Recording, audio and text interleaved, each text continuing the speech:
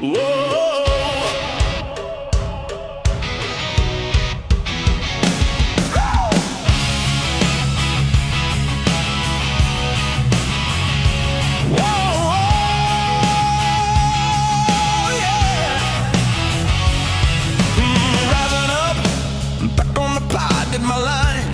Check the spreads when the distance. Now we're dropping these locks. Just the boys in the wheel to cash big.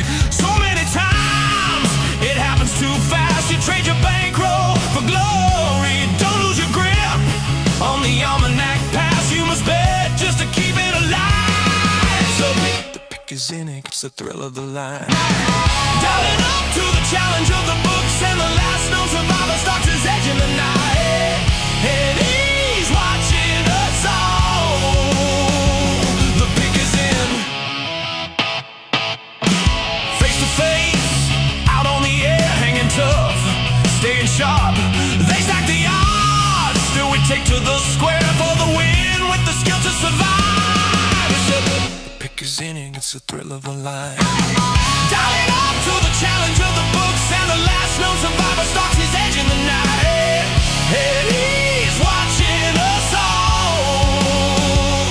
The pick is in. The pick is in.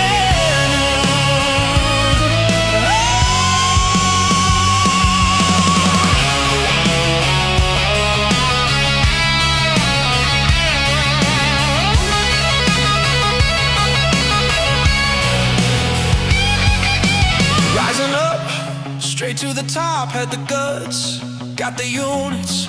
When the distance, now we're not gonna stop. Just the boys and the will to survive. It's pick is in, pick is in, pick is in, pick is in. The pick is in, it's the thrill of the line. Rising up to the challenge of our rival, and the fix might be in, but we're calling it right. Heywood's almanac, Jonah, Snoop in the fight, is the fix in? Is it all predetermined? Back to the future, future's looking certain. Tune in weekly for the picks and the laughs. Sports betting expert dropping knowledge on the path.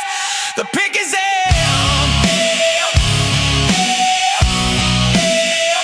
The pick is in.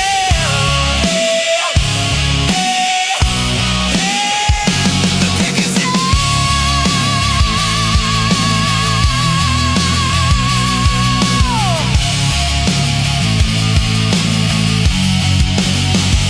The pick is in. Pick is in. Pick is in. Pick is in. Good evening, everybody. Happy Thursday night. Welcome to the Pick is In podcast. It's your boy Heywood, and on the Almanac. Another week to be here, fresh off the NFL draft. We got NBA playoffs going on. We had a great show last week, and we're going to try to do the same for you this week.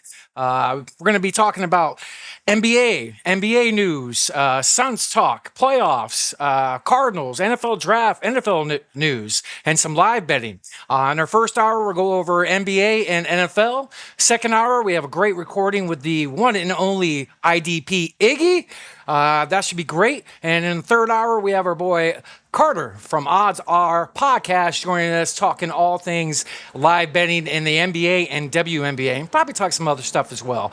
But this show doesn't go any further if I can't bring in my wingman, my brother, my best friend. I'm so grateful for him to be here. He's a huge part of the show, the one and only Snoop Poo. Man, I was hoping you would go a little bit longer there with that little introduction. Damn. What's up, Snoop? What's up? You get a loud cheers. Snoop Poo. What up, baby? Thank you. Let me hear it. Let me hear it again. Clap for me. Let's go. All right. What's up, dude? What's up, brother? How's life? Happy Thursday, and how you doing? It's all right, dude. You know, as you are well aware, our friend, our brother from another, is left the state today. He's moving across country. Yeah, a sad day for Snoop and Heywood. Our best friend moved out of state today, El Poopy, and we're gonna miss him, brother. We're gonna miss him a lot. So sad to see him go, but good for him to start a new journey in his life. You got a job offer you can't refuse, man. So Shout out to him. And you know what? Cheers to Snoop. Cheers to El Poopy. And cheers to everybody at home. Go ahead and like, comment, and repost the stream. Cheers.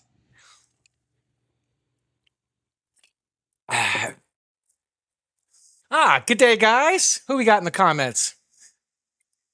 Thank you for the repost. What up, Peace Jen? That's Foray. All right, Foray, what's up? Thank you for the repost and all the love. Looking forward to the show, Snoop. Yeah, dude, I'm excited too. I feel like there's a bunch of stuff we didn't get to talk about last week. Being distracted with the whole draft thing. Yeah, I mean, it's the first time we did a draft show. Thought we did all right. It's we're definitely just gonna get better. I got a lot of notes from last week for next year's draft, so we're gonna continue to just keep grinding, pushing, and giving you guys a great show. So looking forward to the show. Iggy was we recorded with Iggy yesterday. It was awesome to have him on, and hope you guys are going to like that one. It's a dope conversation, man. I had a great time. I never even knew who the guy was until, recording this podcast together. So, yeah, it was a pleasure talking to that guy. But before we get into things tonight, you want to go over something else real quick? Let's show the folks at home where we find all of our great work at phoneboothpodcast.substack.com. The Pick Us In page, all of our shows that we ever done. Go drop us a subscribe over there. We got all kinds of podcasts over here, including the main one over here. My boy, Here's the Thing podcast, hosted by Snoop Von Poop, Tuesdays at 6 p.m. EST. My boy over there, always dropping some bangers. We got the Philosopher King with Jonah. We have the main Mac Daddy of them all, the Phone Booth podcast, Dualistic podcast, Fasting Fake. Shout out to Laz and all the boys. We even got a merch store over here. And Snoop, hopefully soon we got something coming on here. Let's hope so. Yeah. Which one's your favorite out of all the shirts that's up there? Non-your show. Non my show. Yeah. Let me see. I actually scroll down, keep scrolling, go down, keep going. I think it's down. I like the concert tour one that Ted always talks about. I think it's down that one right there. That's my favorite too. Is that it? With the on the back where it has the dates. No, it's the other. Oh yeah, it does. Yeah, right there. Look, boom. Look at the back. That's pretty cool. Oh yeah, and then it's got the cities there. Yeah, that one's pretty neat. The shirts are very comfortable too, Snoop. Yes, yeah, soft. That tri-blend cotton. So go check us out at phoneboothpodcast.substack.com, where we got all the podcasts and the Phone Booth family. And then go check us out at YouTube at the Pick Us In Podcast. We were able to stream there lately. That's freaking amazing. Thank you to all the subs. All of our shows are up there. If you're not subscribed, what you doing? Go subscribe. Show us some love over there. And then our newest platform, we got Rumble. That's pretty cool. We got some good views on there last week, but we got that going up there. Go check us out at the Pick Us In. And that's it for promotion of our platform, Snoop. Let's go ahead and do our normal cheers. To let's promote another platform for a second. Yeah, go ahead. Shout out to the homie Laz and the Fasting Fake podcast. He's also the host of the Translucid podcast. That I gotta. Yeah, I know. I wanted to make sure that Canadian motherfucker heard me properly. I thought you did that on purpose to him, just to fuck with him. Dude. All right. I happened to be on there for the first time the other night. Interesting show. I know you've been on there, so yeah. Good day, mama. Good day. Thank you for chiming on in. Go ahead and like and repost the show, everybody. That'll mean the world to me and Snoop. What else you got you were going to talk about, Snoop, before we jump in the news? You said you had something else? I don't think so. I got discuss some stuff, NBA stuff and NFL stuff, and we got some funny stuff, and we got a dope interview coming up, and dude, it's gonna be an exciting episode. I'm excited to get into it. And Papi Garcia, we mailed out his prize from last week, our first ever giveaway on the show. It's on the way. Papi Garcia All right, all right, dude. If you get a signed card, that'd be dope as hell. Three, Yeah, I don't know, that's in dope. packs. Yep. So they say it's a 1 out of 10 chance of getting an autograph card in the pack, and you got 3 packs. So you got Compliments of who again, Snoop? Windy City Sports Cards. Check them out. They're everywhere. They're a dope company, man. I won a contest from them, actually. It's how I kind of got to know them a little bit. And they're always giving stuff away, supporting the city of Chicago. They just, they've been cool. And then I asked them, I said, hey, we want to give something away on the Pick Is In, so I hit them up. And they were happy to donate some stuff. But we're gonna have some giveaways coming up. I'm working on putting some things together, and we're gonna figure out how we're gonna give them away. So we'll let you know here first on the Pick Is In. That's right. That's right. So let's jump into. I didn't do this last week. I should have last week. So let's go into the show's betting recap from last week. I got that shared on the screen, Snoop. So we'll start off with that before we jump into all the news. Let me see if I go back to the right one. All right, here we go.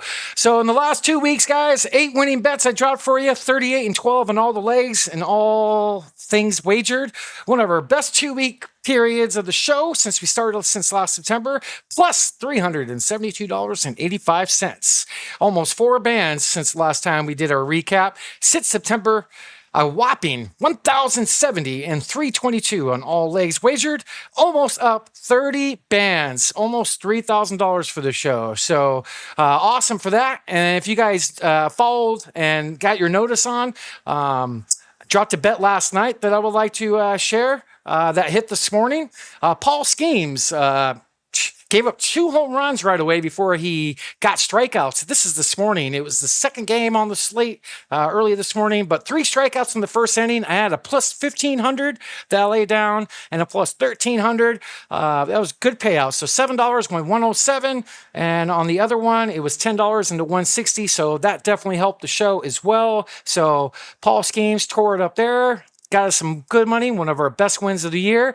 And then I did a pregame bet for all you pregame bettors out there, a 2-leg. I only put 25 bands on it. I used a boost over at MGM. It's a boost of 25%. And I got the Celtics, compliments of our guest Carter, and Nuggets winning, compliments of our other guest Iggy. That's kind of crazy that those are their teams, and I betted on them. So a plus 124. So It's not that crazy. Those are the favorites in those games too. So just our guests. That's what I meant in reference to our guests. So $56 is the winning. So if you tail that, let's win some money. That's all I got for the show's betting recap. So not too bad. Good 2 weeks for the show for betting. I know for a few weeks I was down the dumps, not winning anything. I think Carter turned the mojo around. So cheers to the winning bets. yeah, I bet you're happy to have your mojo back, huh? Get out of the funk, guy. 100%. It was great to wake up to that bet this morning. I posted that late last night. So that's awesome. That's awesome. So for Ray's got 2 accounts? It's a Same secret. one? Can't you read? It's a shh. She said shh. This guy is a dead giveaway. Sorry, dude. For Ray. Okay. Maybe I'm the one that needs glasses. Yeah, you do. And a hearing aid, you old man. I definitely need that for sure. Definitely need that. So let's dive into NBA news, Snoop. So I got something pulled up here that I can start off. So this segment's going to be nothing but NBA for a little bit. I got a video from Shams on some Kevin Durant news. Let me know when I'm good, Snoop. You're great. Well, Greeny, sources tell me Kevin Durant will be out for Game 6. He's not going to be playing, so he will have missed 5 of 6 games so far in this series. He's dealing with a bone bruise in his left ankle. We know he dealt with a tendon bruise that sidelined him for Game 1, but this bone bruise is a 2-week minimum injury. He's just over 1 week right now, so Houston's going to rely on that young core that they have. They've had pretty much full control of the last 3 games. They could have easily won Game 3, obviously. And you think about it, Amen Thompson, Reed Shepard, Tari Eason, Jabari Smith Jr., Alperen Sengun. I have a stat for you. They're the youngest starting 5 to win a game in NBA playoff history. Wow. And the quartet of Thompson, Reed Shepard, Sengun, and Jabari Smith, they're plus 29 in this series. And so I think the onus for the Rockets, has been a lot about that young core. How do they mesh with Kevin Durant? But now with no Kevin Durant, you're leaning on especially those three guys, Jabari Smith Jr. and Amen Thompson and Alperen Sengun. And last night, you know what caught my eye? Jabari Smith leading huddles down the stretch of the game. Every single time on defense, he was bringing the guys together. And those three guys have been leading dinners, team camaraderie down the stretch of this playoff run that obviously has had its ups and downs. Wow. So Kevin Durant is out for the next game. It sounds like it's a 2-week injury. He'll be at 1 week, I believe, today. So another week possibly without him, as the Lakers are up 3-2 on the Rockets. We'll see if the Rockets can come back. And in other news as well, Golden State Steve Kerr met with ownership about his future earlier this week to discuss. There's expected to meet again next week, so no official news from Steve Kerr as far as his future out in Golden State. Snoop, any takes on Kevin Durant or Steve Kerr? I've already said enough about Kevin Durant, so if I really say anything more, it's kind of just like slander at this point. Like, he's an absolute trash player. I don't care who you are. Like, he's just got a bad attitude, and he's a bad vibe around him on everywhere he goes. Every team. He's never had a great relationship with any squad or any team. So, that's about all I have to say about that. Steve Kerr. Steve Kerr's an interesting individual. If I would have known we were going to talk about him tonight, I would have had this pulled up and ready to go, but I had given him the Golden Poop Award. I remember those. I gave him the Golden Poop Award about a year or so ago, and I gave it to him because he named his son Nick. What a cruel fucking joke to play on your own kid. His son is literally named Nick Kerr. Wow. That's crazy. Yeah, we talked enough about Kevin Durant. He just seems like he's ruined his legacy more and more, and looks like Golden State's future is definitely going to be a lot different going into the offseason and into their future. I'm going to also add, along what you're talking about, is that maybe I'm just a little salty because of, he didn't stick it out in Phoenix. He should have stuck it out here after Beal was gone. That's what I'm saying. I always thought Kevin Durant would stay if they worked out the Beal situation prior. You know what I mean? Agree. It was salty in how it ended here. And it wasn't long enough. Unfulfilled. Right. And that's how it was in Brooklyn. Right. Yeah, I mean, we'll see. It's going to be interesting. With how it plays out, man. But on to other news as well. I'm going to talk about some injuries. If I can pull the right one up here. Here we go. Minnesota Timberwolves star Anthony Edwards has sustained a bone bruise and hyperextension of the left knee and is expected to miss multiple weeks. This was a few days ago during the game, so big hit for the Timberwolves. Not good for them. And then his teammate, Donte DiVincenzo, tore his right Achilles tendon. His season is now over and expected to have a lengthy recovery, so no good. I feel for the guy. What number is Donte DiVincenzo's jersey? Oh, look at that, Snoop. And what did we talk about last summer? I mean, listen, we talk about conspiracy, we talk about numbers and things and numerology, and they throw these signs in our face. Right. There's another 0 to the Achilles club. So congratulations on Donte DiVincenzo for winning the Achilles Player of the Year. Wow.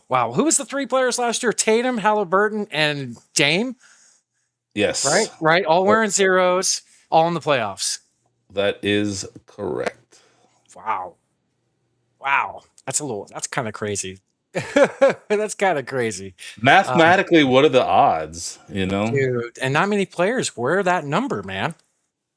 I think it's a lot of players do now. Not back in the day when we were kids, you didn't see it too much. And then they would bring in the 00, Right. You want to talk about this guy who should be deported and have his green card stripped away? Yeah, he returned after missing a couple weeks. Joel Embiid, and he returned game 4, so he's been back. This will be his second game back tonight, I believe. Second one, second one, I believe. Yeah, so Joel Embiid is back for the Philadelphia 76ers. And in other news, star Victor Wembanyama was cleared the other night. He played in the last game as they closed out the Blazers in the first round. So Wemby is back. He had some complaints and some beef with how the league handled this protocol. He didn't want to get into it, but he was very I wouldn't say disgruntled, but pretty upset with how the league handled this concussion. Those are some pretty big injuries, Snoop, that we're talking about, you know? Yeah, concussions are no joke. You know, they're obviously taken more seriously in other sports, you know, but any head injury is not good. And it's not. It's not basketball. They're probably a lot more anal about it because they're so softer of a league compared to other leagues, you know? yeah, the NBA is dropping the ball in a lot of aspects, you know, when it comes to some of their bylaws or their, you know, rules or whatever. Right. In other news, Boston Celtics president Brad Stevens was named 2025-2026 NBA Basketball Executive of the Year in the NBA. He also won the award a couple years ago. So he's a gangster of an executive. So I can't hate on that. And other news as well, Dallas Mavericks Cooper Flagg won the NBA Rookie of the Year award. So congrats to him. Quite a few stories in our news for this week, Snoop. Any thoughts on any of the things I brought up? Yeah, I wanted to touch on Houston again for a second because, you know, despite Durant being down, you know, they're playing the Lakers without Luka. So, I mean, you know, if they're a contender, then they need to be able to hang, you know, and you can't be beat by LeBron James at, you know, whatever age he is. Right. You know? Right. Yeah, 100%. So in other news as well, looks like the Portland Trailblazers are going to move away from their interim coach, Tiago Splitter. So something to look out for there as far as the summer goes. So small news is there. And then I got I know we've been talking about tanking a lot on the show. It's a problem in the NBA. So I have some new news came out today, Snoop, and Shams reported on. Let me know when I'm good. You're good. So the commissioner announced, if you will, new anti-tanking reforms, and you can sort of explain to us as concisely as is realistically possible what it is he's proposing. So, Greeny, I have a quote from Adam Silver, according to my sources, on a recent league call that I was told. He said, we should have a system where you should hate to lose. It shouldn't be a badge of honor to lose. Losing should be uncomfortable. And that's what is set up now. The first relegation of the bottom teams in the NBA, the first of its kind in American pro sports. And when I look at this model that the NBA has come up with, if Adam Silver could relegate teams to the G League, he probably would. You look at the soccer model, but he's not going to do that. Right. But what you're going to see now under a new proposal that the NBA is zeroing in on, it's a 16-team lottery reform to curb tanking. May 28th, owners have to vote on this, but this is now something the NBA is zeroing in on. Flattened odds, 16 teams, all being part of a lottery drawing, and penalizing the bottom 3 teams. Those bottom 3 teams, so whoever finishes with the three worst records in the NBA, right, have the least amount of lottery balls for the number 1 overall pick. So think about that, right? In a lot of people's eyes, it should be in reverse. If you finish at the bottom, you should have the most opportunity. But this is Adam Silver and the NBA making a stand that enough is enough when it comes to losing. We saw this year, whether it's the Utah Jazz, the Indiana Pacers, also were fined for violating different rules around player participation policy. If you're going to lose, this is now the new penalty. And so this now encourages potentially 1 through 3 to win enough games so you're not in that relegation zone, and then 4 through 10 to try to make sure, can we win and not stay and not get into that relegation zone? And another couple elements to this is under the new policy, you're not going to be able to win a top pick twice in a row in consecutive years. So you can't be the number 1 pick in 2 straight years. In back-to-back years, and you can't have a top 5 pick in 3 consecutive years. So think about teams, whether it's the Spurs right now or Oklahoma City back in the day with that KD Russell Westbrook team, that would be impacted by this new policy. So this is now going to create a ton of randomness in the system, right? You're going to see teams that could be 10, 11, 12, potentially get that number 1 overall pick. After 2029, when this is put into form, there could be a sunset provision as well where they make a decision to keep it or leave it. So the commissioner announced. Wow. if you I'm going to will, close that, Snoop. Stop pausing. Yeah. Close that. All right. Thoughts, Snoop? What do you think? I'm pretty firm on my feelings on this, and we've talked about it maybe once or twice on the show before. I think you get rid of the draft, you get rid of tanking. Problem solved. Yeah. I kind of like these rules. I like the not picking number 1 consecutively, top 3, 5, what was it? Top 5, 3 years in a row. I like some of the changes. I feel like there might be some loopholes that teams will figure out. I feel like they're trying to sell me a bill of goods. Like, I don't like they're making me think too much about what they're doing. So I don't like that. I don't want to think about it. Like, keep it simple, stupid. Right. So the league has to vote on it. So we'll see how it turns out. But something's got to be done. I know it's something we've talked about over and over on this show because it's definitely a freaking issue. But the league has to vote on it. Who's that? The owners have to vote on it? Okay. Yeah, so it's a big club and you ain't in it. Snoop, what other NBA news you have besides Sun stuff, which we'll dive into? I got some good stuff lined up for tonight, brother.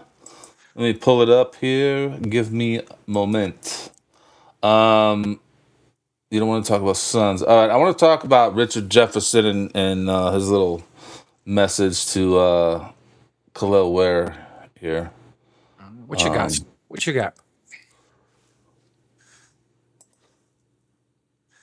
Change about yourself even while you adjust to the league. My demeanor?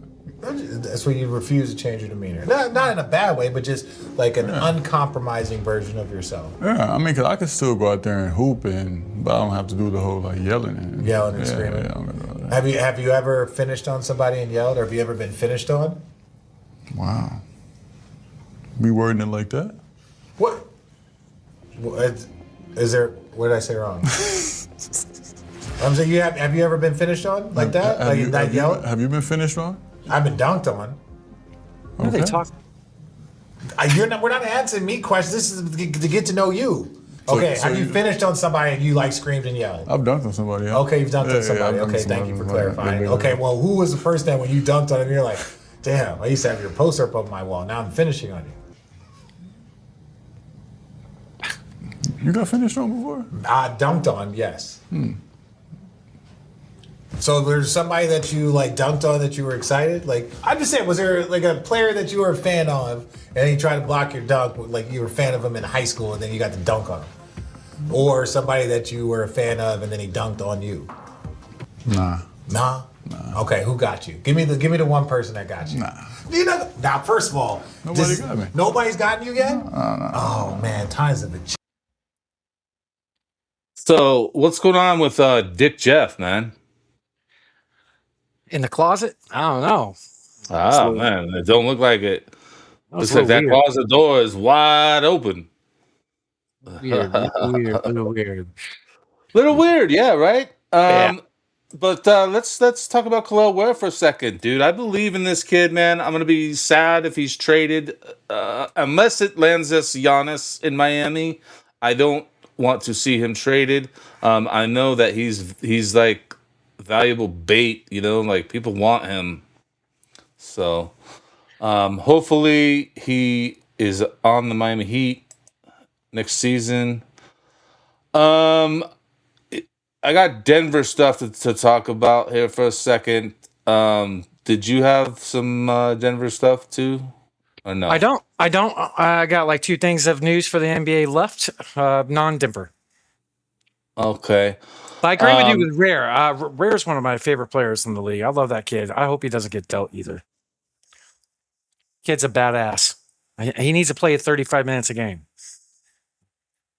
Yes, that's the one thing I will say is that I think Spo has not played him enough. You know, he needs more minutes because he produces. You know, 100%.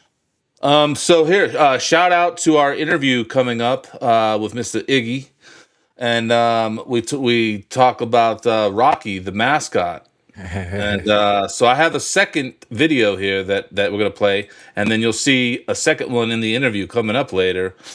But I also want to read this tweet from Behold a Pale Horse. Shout out Behold a Pale Horse. And it says they wouldn't attempt a shot like that unless they knew the magnets were on, and if the ball was thrown in the general vicinity, it'd go in. The one variable they can count on is the human who observes being stupid or dumbed down. So, what do you think about that statement right there? It kind of looked like it was when the ball was traveling. It looked like it did move. It doesn't surprise me. I'm not talking about that. We'll get to that because we're going to watch the video here in a second. But I'm asking you what you think about what they're saying right there. If you throw it in the general vicinity, it will go in. And the one variable they can count on is the human who observes being stupid or dumbed down.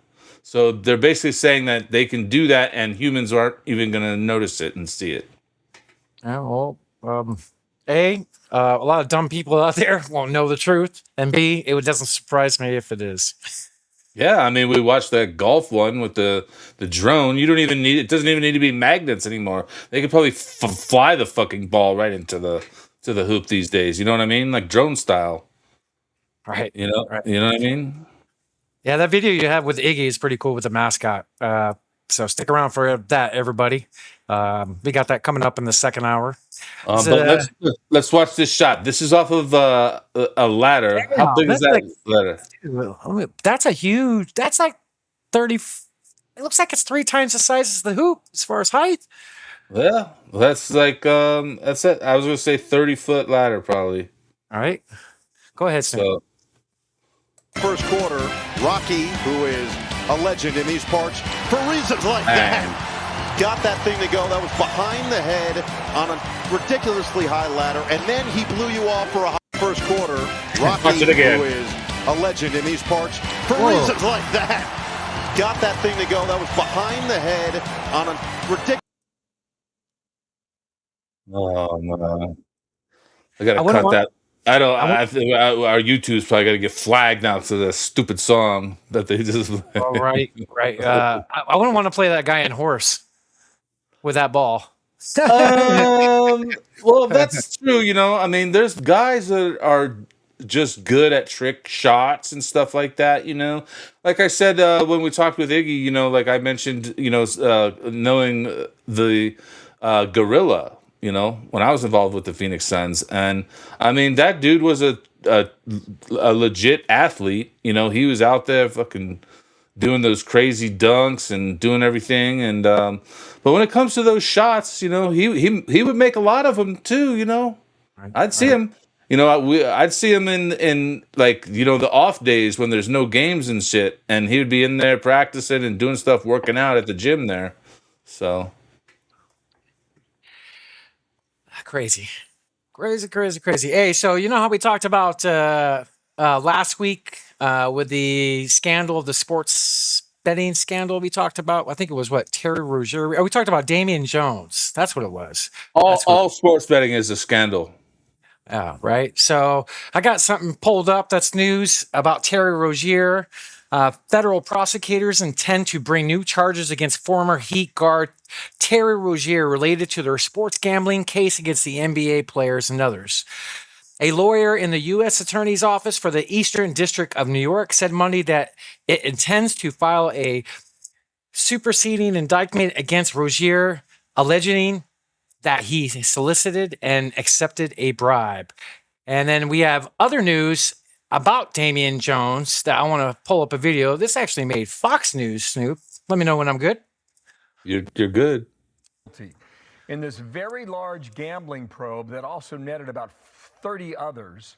Yesterday, Jones admitted in court that he exploited his fame and access to profit from sports betting and rigged poker games, saying in part this: "I would like to sincerely apologize to the court, my family, my peers, and also the National Basketball Association." Jones, among several prominent players, making a lot of money too, that have been arrested. He's the first, however, again, to plead guilty. The others have not. His sentencing set for January 6th of next year. We'll watch how that develops. Now this. Today, a grand jury sitting in the Eastern District of North Carolina. All right. Enough of that. Anyway, but interesting. Something to look out for here coming up. As more things come out, I would like to know all the details. Every little thing, because I remember there's a game, 2 years ago with the Chauncey Billups game that came out that he benched all of his great players late in the game. Supposedly like he had action on it or people in the circle. So it's going to be very interesting and telling. Just another black eye for the NBA. So what's your thoughts, Snoop? I pretty much said what I had to say, but I want to bring up this other post here. This is from the same guy, Behold a Pale Horse. And he said, magnets used in Pro Dart League the same way it's used in the NBA. And by the way, I'm told it made the dart match 3-3. So let's see if the video goes here. Whoa.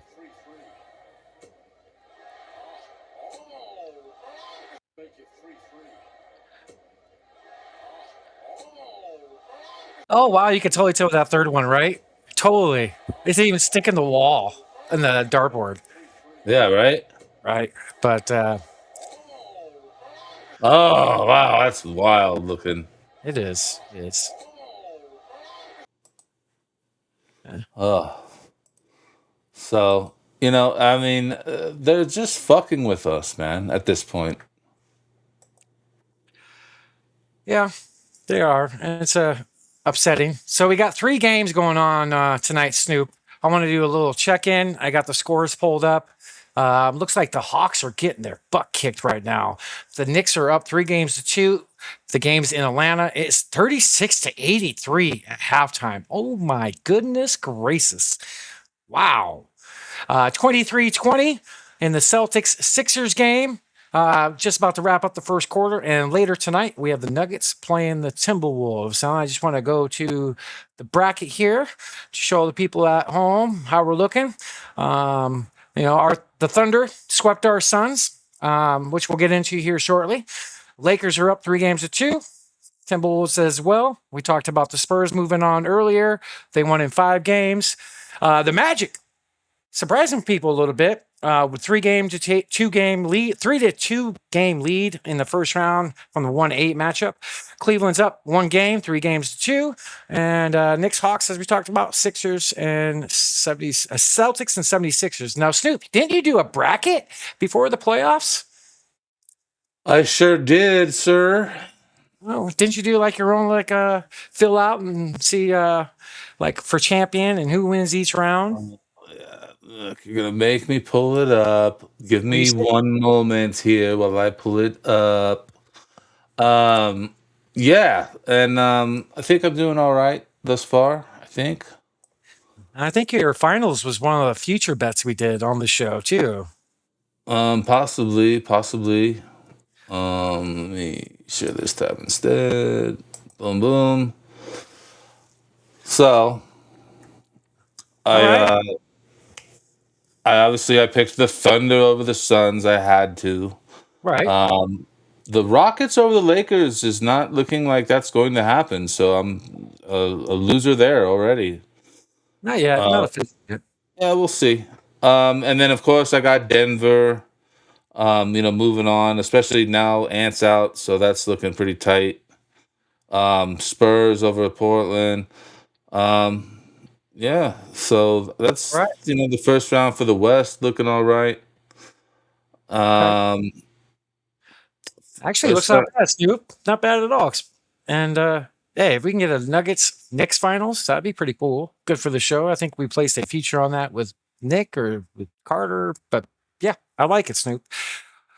You know, Well, I like it too. That's why I picked it. And yeah, you might be like not in the know of sports like I am, like as nerdy, but you're smart. You don't pick with your heart. Like you knew that Suns had no chance. So, speaking of our Suns, officially the season is over, Snoop. I got something pulled up here. Hold on. I'm not done with NBA. Oh, okay, my bad. My bad. You want to get into the Suns? Actually, no. You know what? Let's save. Let me save what I got, and then so we'll talk about it after the Suns.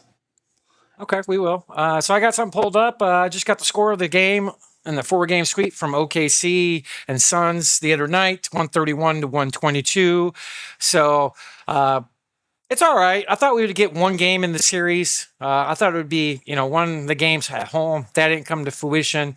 Things kind of fell apart, but nobody even expected us to even get a game on the world champion. So I want to do. I know we did it before, Snoop, but shout out to our Suns and cheers to our Suns. Let's do a cheers. We don't have any Suns. At least I know I don't. Maybe you do somewhere. Phoenix Suns, sir. Oh, okay. There you go. Phoenix Suns. Cheers, Snoop. Talk about the season for a minute. One of my bookmarks changed, so I got to find it. Talk about just the season in your eyes. Oh, welcome to podcasting. Heywood, you blow me? It's a fucking a pleasant experience when you're on the fly trying to podcast and you're trying to pull shit up. But my thoughts on the season are, you know what? The Suns did better than everybody expected. They meted and exceeded their expectations. They look like they have a good future. And that kind of leads us into the first thing I want to bring up, when we start talking here is, about Devin Booker's future. But I think that the Suns' future definitely looks bright overall. They're in a good spot. They made the playoffs. They almost didn't. It's your fucking jackass putting the hex on them, talking that... They made the playoffs. Shut your mouth. They made the playoffs. Bro, you... They made the playoffs.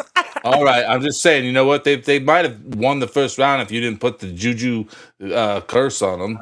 Not the first round, but anyway, continue. But yeah, so we'll get into that here. But yeah, no. So they had a great season. Proud of them. And I think they'll make the right moves for next season, So, got a video here of Devin Booker post-game talking about the season. Let me know when I'm good, Snoop. All right, go ahead. All right, my bad. Do you want to talk about something else? I was going to go right. No, yeah, go ahead.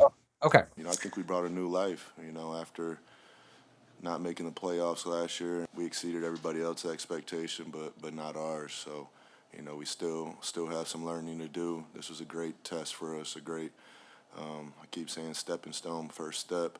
And, this is a nice place to be, so I'm sure a lot of guys won't be out of market. And, we'll all be together and continue to learn.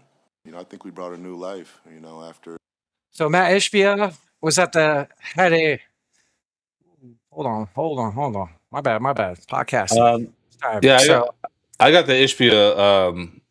So there's closing interviews with the team, ownership, and GMs and players today with the media. So Matt Ishbia talked about Devin Booker because there's been a lot of rumors about, trade him, get rid of him. Like maybe it's just rumors, that's all they are. But go ahead and show the folks at home the video with Matt Ishbia. Well, before we show the video, let's talk about this for a second, because I am curious your opinion on Booker right now.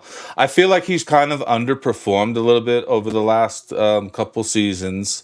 I don't know if his contract is worth the exorbitant amount of fucking money that they're giving him.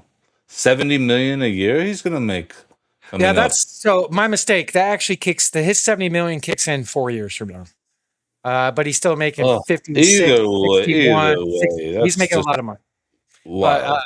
And for underperforming, it seems a little overpriced. So that as a businessman, owner of a team, it's like you look at trades and is it worth it? You know, what if you could trade him for Giannis right now? No, only if we compare it with him. Just off the top of my head, if we could get like 4 firsts and a good player, I would open my eyes to it. But okay, my immediate thoughts. It's his 11th year in the league. He came in the league when he was 19. God damn, Devin Booker's been in the league 11 years already. Wow. Yeah. So he's turning 30 soon on Halloween. They grow up so fast. They do. Good luck, El Poopy. Cheers, El Poopy. But I thought about this a lot last night, thinking about the 11 years. Is there tread on his tires? Is he not going to peak anymore? Is he on the backside of his career? He has played a lot of games. He's been healthy for a good majority of them. It surprised me. That's 11 years already. Is it the Kardashian curse? I mean, we could go on and on and on. We could ask questions all day. So if we get the house, I would be open to discussing it, but no. You and I will never get a house. He needs a rebounder and a point guard to be great. I agree with the rebounder. I think we need a strong 4 to come in and just. Well, we need a 5 too, because Williams has proven himself as a frickin' fragile piece of masculinity, and I think it's time that the Suns move on from him. I think a veteran power forward, not for the long term, but for the short term. But Molly Watch needs more minutes. Fleming needs more minutes. These guys' growth this summer is going to be huge with where this franchise goes. If Molly Watch can step up his game, I think we might have 4. But we're thin there. I think a veteran power forward would be great, and a veteran point guard would be great to add to this team. So I want to talk more about some of these other positions, but let's watch the Ishbia thing because it's concerning Booker. And then we'll get into the other positions because I want to talk about a couple other players too. Okay. Devin Booker's going to be here. Devin Booker's going to lead us to a championship here in Phoenix. That's what he's going to do. And we're going to build the right team around him. He's going to get better, just like I'm going to get better, just like everyone is going to get better at our organization. And at the same time, Devin Booker is who we want here. And he's great for the city, great for the community. I'll ride into a fire with Devin Booker, and I'll do it proudly. And we'll go anytime, and he's going to have my back, and I'm going to have his back, and Devin Booker's our guy. So the national media, I've learned you guys actually are in the weeds a little bit more with what we do. The national media just says stuff to say stuff sometimes, and people say stuff, and sometimes I like to respond, and sometimes I don't because it's just ridiculous. But Devin Booker's not getting traded. Devin Booker's our franchise player, and like I said, we're going to win a championship here with Devin Booker, and I'm excited to do it, and I'm excited to be next to him when we do that. Devin Booker's going to be here. Devin Booker's going to lead us. Are they going to get the chip? If they do the right pieces, they're headed towards it. If, Book nationally is hated on, not looked at as a superstar. I could see why nationally he can. He has not performed as great the last few years. Yes, especially when it comes to crunch time. In elimination games, he's 1-5. So, yeah, I could see that side of it. But he's not 1A on a team. He needs somebody else. He just does, personally. And even if it's just an average point guard and a great player like Giannis, that dude, he probably will take that next step up, get back to where he was in the finals a few years ago. Go ahead, Snoop. Isn't that what Durant was supposed to do? Too many. Isn't that what Durant and Bill were supposed to do? Too many wings. They were supposed to open up the floor for Book. Not at all. That did not happen. So, Well, we also have to remember with Book's career that he's also been faced with dealing with poor ownership and bad management, basically. Yeah, I heard this. I heard the stat. This is only his second year ever of having a coach 2 years in a row going into next year. That's a wild stat, right? Yeah, that is. I don't want to trade him. Well, that's why I give some of the Chicago Bears quarterbacks a break because they're always in a new system every year. Right. Right, all right, like right with the Justin Fields when he was there. Like it seemed like twice a year he'll go through new coordinators. That's huge comfortability. Imagine having a new boss every year at the same freaking business. Like it's got to be. That goes a long way too. But I don't want to trade him. I think he needs help. Fuck the hate nationally. Booker's a badass. I'm still going to stick with him thick and thin. He's loyal. He's a Grand Rapids, Michigan boy where my mom went to high school, same high school as him. So I got some love for him. So I got all the love in the game for him, dude. Like I think he's one of my favorite players in the whole game to watch. I love when he's on the court.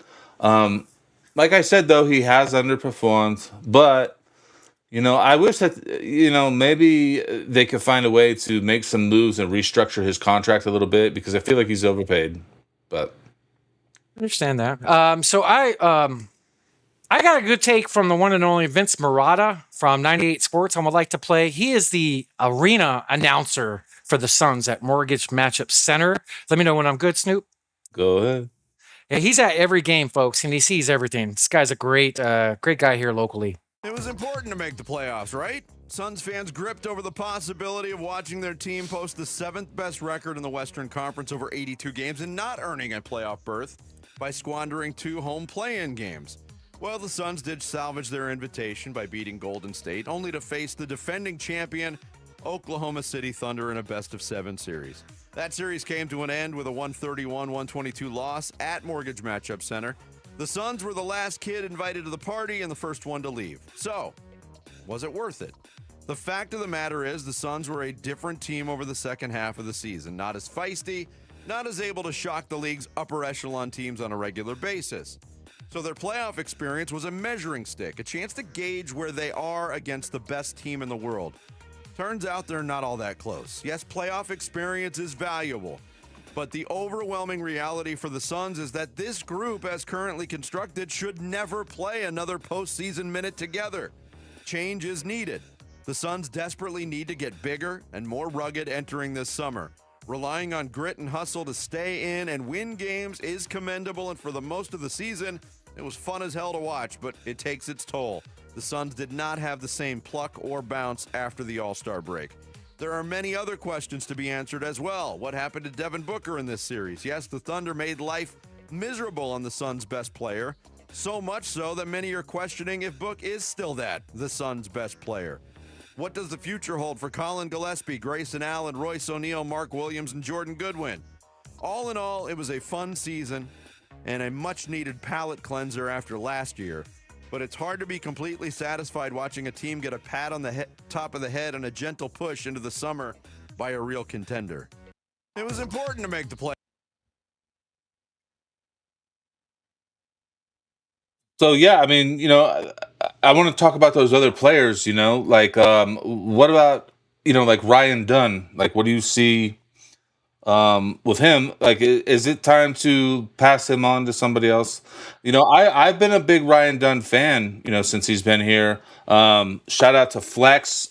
Flex spoke very highly of him, and I respect his judgment and his opinion, on things. And I love him as a player. He played great defense, but it just doesn't seem like he's progressing, or maybe he's just not getting the minutes. Like You're totally right, Snoop. He took a step back this season. It feels like that. Well, that's 2 years in a row that he has done that. Yes, to answer your question, I think he's going to be part of a package if we bring somebody in. He's definitely a piece that could be traded. That sucks. I was high on this kid too. Is there a chance Giannis comes to Phoenix? I feel like Miami is his set destination. I'm going to get into that in 1 second. I got something just for you. Okay, cool. But let's talk about another player real quick from the Suns, because that's what we're talking about is the Suns. Jalen Green. What the little bit that we got to see him this season? What do you think? What are your thoughts? He's the first piece in a major trade. You think they're going to trade Jalen Green right now? If we bring in a superstar or a great player, he's A1. Who who's a better player than Jalen Green that you would have to trade for to make it a trade? Like, who? Give me a few examples of who you think that type of player is. It's money. He makes a grip of money. You got to meet 80% of the criteria for a trade on the team. So if you trade for a $50 million player, you got to get 80% of that. I think he makes like 36 million, 35. Don't quote me out, but in that ballpark. Example. Don't quote you on it, but you just said it on a live stream here on the Pickers In podcast. Example, if the Giannis rumors are true and we do talk to Milwaukee and in contention to get him, he's the first piece, in my opinion. He is, because of money, and he's actually attractive for teams. I don't think he's a 1A or a 1B. I think he's a 1C, if that makes sense. I think he'd be great as a third star on a team. I'm going to be completely frank, and I can't hate the guy for this. When you just know basketball and know IQ, the guy just doesn't have the basketball IQ. God bless him. He's just not born with it. He drives too much without dishing. He got injured quite a bit last year. He showed flashes of greatness, but that's what he's been like his career. It's just flashes. Is that those type of players where they go for that flash and that hype? They're more injury prone. Do you feel like that's what's holding him back from being a stud? Yeah. I like the kid, but if we get better by training him, so be it. So I liked what I saw from him at the end of the season, but I just don't think it was enough of a. Right. It's just like it's hard to get a gauge on a player when they're just fucking out for 50-60% of the season. Right.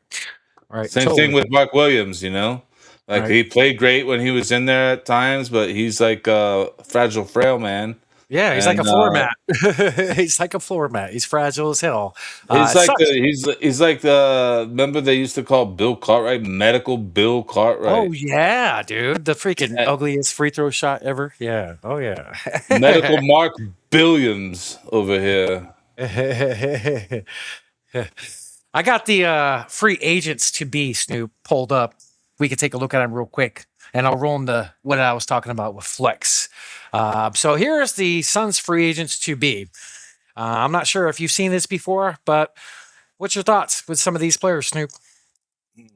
I'm just going to start with Jordan Goodwin because I have been a big fan of Jordan Goodwin since he was on this team the first time. Agree. Get him back for the right dollar. I think he's an important role player. Agree. He plays his heart out, and you have to love a player like that. I'm an old school cat. I love the old school players. I'm a big fan of ROTY, Right. Great movie. So I'm a huge fan of Jordan Goodwin. He played his ass off. So I'd love to see him come back. Gillespie, trade him. Depends on money too. Some team could really pay him. The Suns need a true point guard. I think that's maybe the most important thing. I know we said 4 earlier, and I agree that that's up there. So that's a debate, between whether or not they need a 1 or a 4 more. And Question for you, Snoop. Question: how would you feel with Colin and a Schroeder or like a Westbrook sharing the backcourt with him at point for next year? First of all, I don't want Westbrook to be on any team. Okay, check. What about a Dennis Schroeder and a Colin Gillespie running the point next year? Not a Schroeder fan either. Okay. I feel like those aren't players that are worth a second look, and they're journeymen. They've been in the game. It's just that's not gonna help the team a whole lot. We had Chris Paul, for crying out loud. You're gonna tell me that we should have one of those other guys. All right. So I want to see him go get a real point guard. There's been speculation about Ja Morant. I mean, what do you think about that? Hell no, I don't want nothing to do with him. I don't want nothing to do with him either. I just don't like the attitude of that type of player. I'm just not into that. I feel like it just never pans out good for anyone, be it the player or the team. Yeah. So I'm not a fan of Ja Morant. he's a fantastic ball player. He's got some fucking talent for sure, but he's just, one of those people that's just a troubled individual that's just not going to reach the heights of their success that they could have. You got that right, Snoop. He's got some screws loose. I mean, the guy thinks he's hood, but he grew up as a prep. Well, it's just like the fucking Cardinals quarterback, fucking Kyler Murray. That's and Minnesota thinks they scored something. I mean, dude, I guess maybe for whatever they have to give $5 million or something. 1.3. 1.3. Oh my God, they could have given me that. Cheers to that. Oh, So I want to talk about Flex from Jersey just started his new podcast with it's called Shout out to Flex. Got a lot of love for him. He's a great NBA insider. It's called the Unc&NephPodcast. He just started it. And I got a video here about him talking about Giannis. Let me know when I'm good, brother. Good. Giannis Antetokounmpo has the Phoenix Suns as a preferred destination. Love his hat. Yes. In regards to a place he would love to play for, or a place he'd love to play at. Okay. Take that how you want it. Okay. Yeah, I think I've seen this. I'm going to repeat. Okay. Let him know.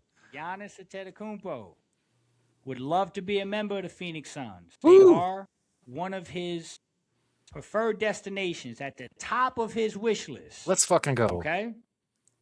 He loves the Phoenix. He loves the idea of playing for the Phoenix Suns. He loves the idea of playing for an owner like Matt Ishbia, and he absolutely loves the idea of playing for a franchise player in Devin Booker. Okay. With that said, Giannis and Milwaukee are in for an explosive summer. Yeah. Okay. And how they handle that is up to them. The Phoenix Suns have nothing to do with that. How that works out, all the Phoenix Suns could do is sit back and understand that a top 5 player in the world still views this place as a prime destination and views this place as a place where he can actually do something with a guy like Devin Booker. That's his thoughts. That's his feelings, right? People in Phoenix should feel good about this. Yeah. Okay? I'm not saying we're going to get Giannis. I'm not saying that's going to work out. But when you have a top 5 guy like Giannis that is privately behind the scenes putting Phoenix at the top of his wish list because of guys like Matt Ishbia and Devin Booker, that matters, man.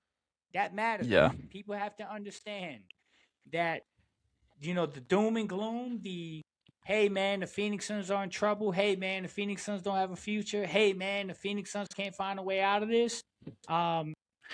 Guys like Giannis would love to be here. Yeah. Okay? Awesome. So I'll give you my first thoughts are that, I think that, yes, obviously Phoenix is a destination for every player in the fucking league. Like, that's not really that's a silly thing to lead with, that, it's a preferred destination, because who doesn't want to come to a place that's warm, sunny? They have a good chemistry team already together, a good owner that wants to grow and build the team and build the city and do the things, make the moves, So, I mean, everybody wants to come to Phoenix. So that doesn't really mean anything to me when Flex says that. But to put us at near the top or the top of his list is freaking amazing new news. And anybody at home that doesn't know who Flex from Jersey is, this guy called the Chris Paul trade a week before it happened, before he was a Phoenix Sun. The Kevin Durant trade, he called 9 months before it happened. Like, this guy knows people and knows your shtick. Like, he's amazing. We were fortunate enough to meet him, a couple years ago. Cheers to Flex. Yeah, cheers to Flex, man. Love you, Flex. Yeah, dude, come on the podcast, Flex, dude. We love you, man. We'll come on the what's it called? The Unc? What's it? The Unc&Neph podcast. Unc&Neph podcast. So yeah, that'd be great. But so he just started the podcast. I'm looking forward to most of it. all you Suns fans out there, go drop him a follow his stuff. But we will support him. And Listen, back if you're a Suns fan and you don't know who Flex is, what are you doing with your life? 100%. 100%. But when this guy says something, it means something. Even if we don't land him, just to be now a part of the conversation. Remember last week I said you might be looking at houses in the valley? Well, look what was said this week by Flex. All right. I got a realtor. You're always hitting me with the realtor news. I got a realtor friend that shows me lists of sports athletes. Listen, everybody's got a realtor friend. Right. Also, everybody has the internet, and Reddit. What the fuck is the internet? Yeah, and I have a Discord too. So, come on, man. No, I think honestly, dude, the only reason I'll give a little bit more credibility to Flex's is saying that Phoenix is on the list is that he's from back that area, New Jersey, New York, where I think that Giannis, if he doesn't go to Miami, I think he goes to the Knicks. I think that's really the two places that Giannis ends up. But if Phoenix is an option, and there is a possibility, I could see that maybe he's got some inside source back there that says he won't play for the Knicks. He wants to go to the Phoenix or Miami. Right. And that could, if that comes to fruition, I think veterans that are great will take a discount to come here. You're not going to get a discount on Giannis. No, other players that want to come here on top of you, not Giannis. Well, I'd say a point guard. If we get a Giannis in a deal, that will attract more players to come here for taking less money. What kind of deal are you giving? I don't know, just a fucking Come on, point guard. You've always wanted to be the general manager of the fucking team. Now it's your chance. Come on, what do you got? Let's hear the offer. And it's early in the stages. You're not going to like it. I wouldn't mind Brody here. I just want it. But there's some stuff maybe I don't know back, down the locker room. Why has he been on so many teams? The guy can still play, and he plays a lot of effort. And him and Giannis are friends, so I could see some chemistry working there. But nothing off the top of my head. It's still early. We haven't even got done with the playoffs yet. So, well, we got to talk about something exciting for the Suns. It's going to be a good offseason. It's going to be a good offseason. You saw the list of free agents. There's news with Giannis. We got an owner that is aggressive. And we're heading in the right direction. We got a damn good coach, damn good GM. Things are bright. Who would you like to see? Who would you like to see at number 1, and who would you like to see at number 4? Go. Number 1, what? Point guard, and 4 being the power forward. Go. Bobby Portis is a veteran power forward. Oh my God! I'm gonna hang this podcast up, dude. I'm gonna shut you out of your own stream. I'll cue the interview up. I'll talk to Carter in the second hour. You're out of your mind. I think you'd be a good. Okay. Sell me on Bobby Portis. Let me hear you, Mr. Salesman. Veteran, Mr. Sandman. Veteran. Your dream. He's not a diva, and he works well with young people as far as players. You're a diva for saying that Bobby Portis has any type of future on any NBA team. What has he really done for a team? I'll take 15 and 7 every day from a 6-man. So, no, but he doesn't have. He doesn't have the it factor. He doesn't have the 6th man factor. He's not a 6th man. He's a you know what? He's a fantastic role player. That's what I mean. He'd be good. I think Mally should start next year. Every game. Right now. Okay, so he's not going to start at point guard. Well, right. We got a whole summer to just talk about all this. Yeah, so just name a player you would like to see. I just did. I named 2. Bobby Portis. That's who you want as your starting point guard? No, you said 4. I said 4 and 1. All right. 1, I wouldn't mind. As I told you, Brody, I wouldn't mind a Westbrook here. Donovan Mitchell. He's a 2. Come on. And we can't afford. Well, he might. It hasn't worked so well in Phoenix in the past, but maybe it's worth a shot. Does Donovan Mitchell have a chance to go to Miami? Miami's attractive. You're definitely in the hunt. It is in the hunt for no state tax. Players. You got a great owner, great freaking Riley in the front office. You have the best coach in basketball. You have the lifestyle. good damn teammates down there. That would probably be on the top of my list if I was Giannis. Speaking of the lifestyle, are you a fan of the BBL? Clarify, what's BBL, sir? Brazilian butt lift? What's that? The Brazilian, you don't know what a Brazilian butt lift is? No. Oh my God. You could tell that this guy needs to hit up the fucking Tinder app and find some hot Latina women and, show this man what's up. Show him what this BBL is all about. So let's dive into some NFL draft recap, Snoop. We talked NBA and Suns. You got anything else left for NBA or Suns you want to talk about before we dive into that real quick? I got one little NBA thing that's just kind of a funny thing. You can play it for Carter if you want. You said you're going to save stuff too. Yeah, I mean, what do you got at NFL? I got something right here. Let me know when I'm ready, and I'll play the video. Yeah, go ahead. NFL draft, a little bit of recap here. Welcome to the 2026 NFL Draft. We're going for 7 rings, baby. Pittsburgh, here we are.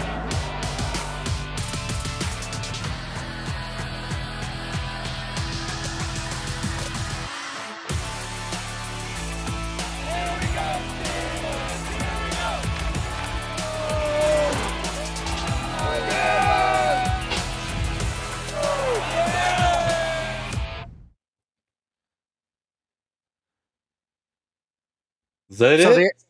Just a little video to recap. It was in Pittsburgh. New attendance record for the NFL Draft. 805,000 people attended the NFL Draft, a 3-day event over last weekend. If you ever haven't been to an NFL Draft, Snoop's even been to one. I highly recommend it. And I got all the first-round picks pulled up here. I'm not going to go through all of them, but just give you a little small recap. Just a couple of them that jump off, and I'll still talk about it. The Rams taking Simpson kind of jumps out. The Jets absolutely killed it, in my opinion. They had one of the best drafts, and I thought the Giants did pretty damn good, too, as well. Even like some of the moves that the Bears did as well, Snoop. But the NFL Draft was last week. Thank you to all the people at home that watched, all you football junkies out there. It's a great time of year for the offseason. So, how'd you like your draft, Snoop? You look at some of your players for your Bears?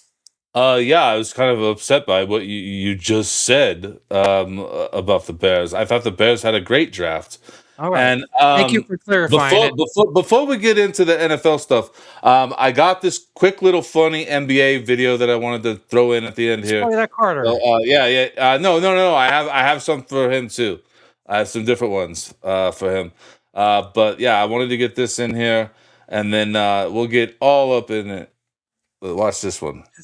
What if Shaq played in the 1960s? Oh, That's shit. the biggest I've ever seen in my life. Game 1. The 60s think they've seen big men before. They have Wilt Chamberlain, 7'1", scoring 50 a night, physically dominating everyone alive. The era is confident. Then Shaq walks in, 7'1", 325 pounds, and angry about it. Week 1. The two most dominant big men in history meet in the paint for the first time. Wilt pushes. Shaq doesn't move. Wilt is averaging 50. Shaq is averaging 67. Then Bill Russell enters the conversation. 11 championships. The greatest winner basketball has ever seen. Russell doesn't try to overpower Shaq. He just fouls him hard every possession. Shaq shoots 19 free throws a game. Russell smiles. It's working. Then Shaq misses 9 of them, grabs every single rebound, and dunks them back in. Russell stops smiling. Season 1, 67 points, 24 rebounds. Wilt never scores 100. Russell never wins 11 rings. One player rewrote both their legacies just by showing up. The 1960s already had the two greatest centers ever. It just didn't know it also had room for the most unstoppable one. Who's the best center of all time? Drop a comment and follow for more NBA timelines.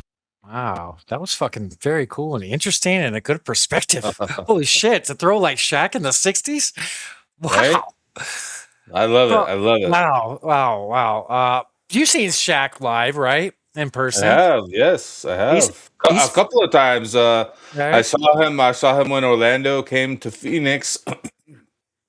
Yeah, that Christmas Day game when he broke the rim down. Me and my dad were out there. Oh yeah. That was one time. And then there was the All-Star game. I saw him. He's a big dude, isn't he? Like huge. Yeah, he's pretty big boy. You know, Sean Bradley was another guy that I was rebounding for when Philadelphia came to Phoenix one year, and I was surprised because they said 7'6", and so you just think that's a giant, you know. And when I was like standing on the court right beside him, looking up at him, he seemed a little shorter to me. I don't know. Interesting. Cool video. You sure that's a Carter? That's pretty fucking badass, actually. Next year's. Hey, I got some better ones for Carter, so don't forget everybody to tune in after the interview when Carter joins us because we're gonna have some fun. So, all right. Next year's draft for the NFL is in Washington, D.C. in 2027. So looking forward to that next year. So I have that pulled up. And then my Cardinals, I thought they killed it. And I'm really hard on them. Like, really hard on them. Like, I always talk shit about them because I expect the best out of them, and they never get to my expectations. So I have your Washington, D.C. thing pulled up. No problem. Want to talk about just went to the draft. And I just got a little video of Jeremiah Love. Let me know when I'm good, Snoop. Go ahead. Cardinals first round draft pick, Jeremiah Love. The Arizona Cardinals fans standing in anticipation. With the third pick in the 2026 NFL Draft, the Arizona Cardinals select Jeremiah Love, running back, Notre Dame. They really did it. We had heard so much speculation over the last few weeks that this would be the selection.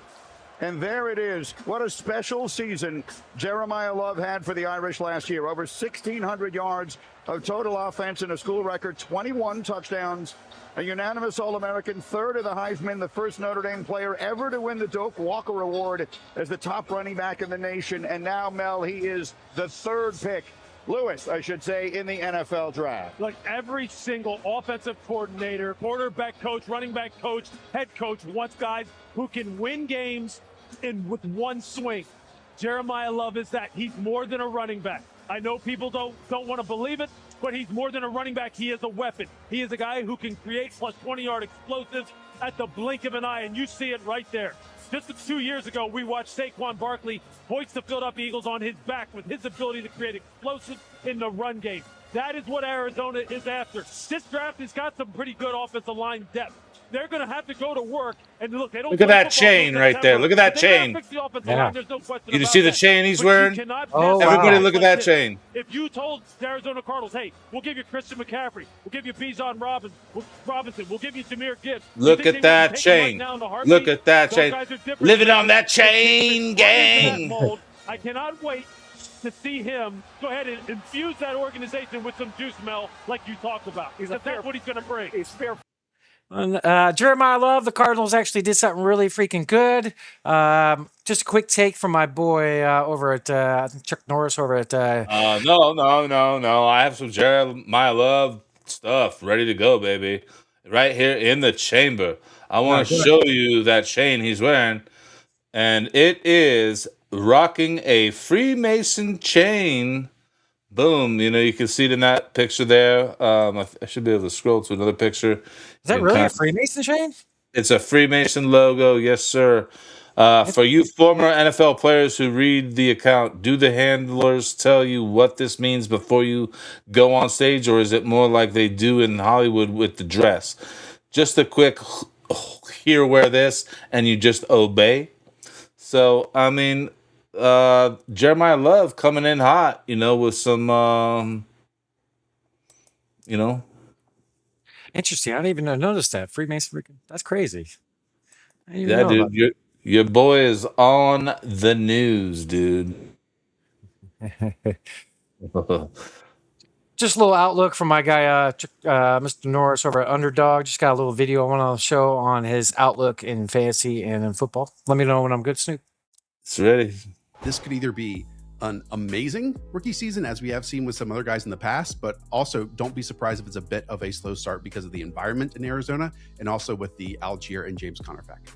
He was a 99th percentile running back prospect once we got the draft capital in there. Compares to Saquon, Zeke, Christian McCaffrey, Reggie Bush, Melvin Gordon, Ashton Genty, Darren McFadden, Bijan Robinson, Todd Gurley, Adrian Peterson, and Jonathan Taylor, all studs. I don't think the Cardinals are going to be good, but I think Jacoby Brissett, Trey McBride, Michael Wilson, Marvin Harrison Jr., and Jeremiah Love offense is definitely worth watching on a weekly basis. It's an okay landing spot. It's not the best. It's not the worst. I do trust him more than I did Genty last year just because he catches the ball so much better. And then the offensive line is probably a tier ahead of what the Raiders were dealing with last year. So he's going to be like my RB8 for this year. And he's easily, I mean, this is a no-brainer, the top guy in Dynasty.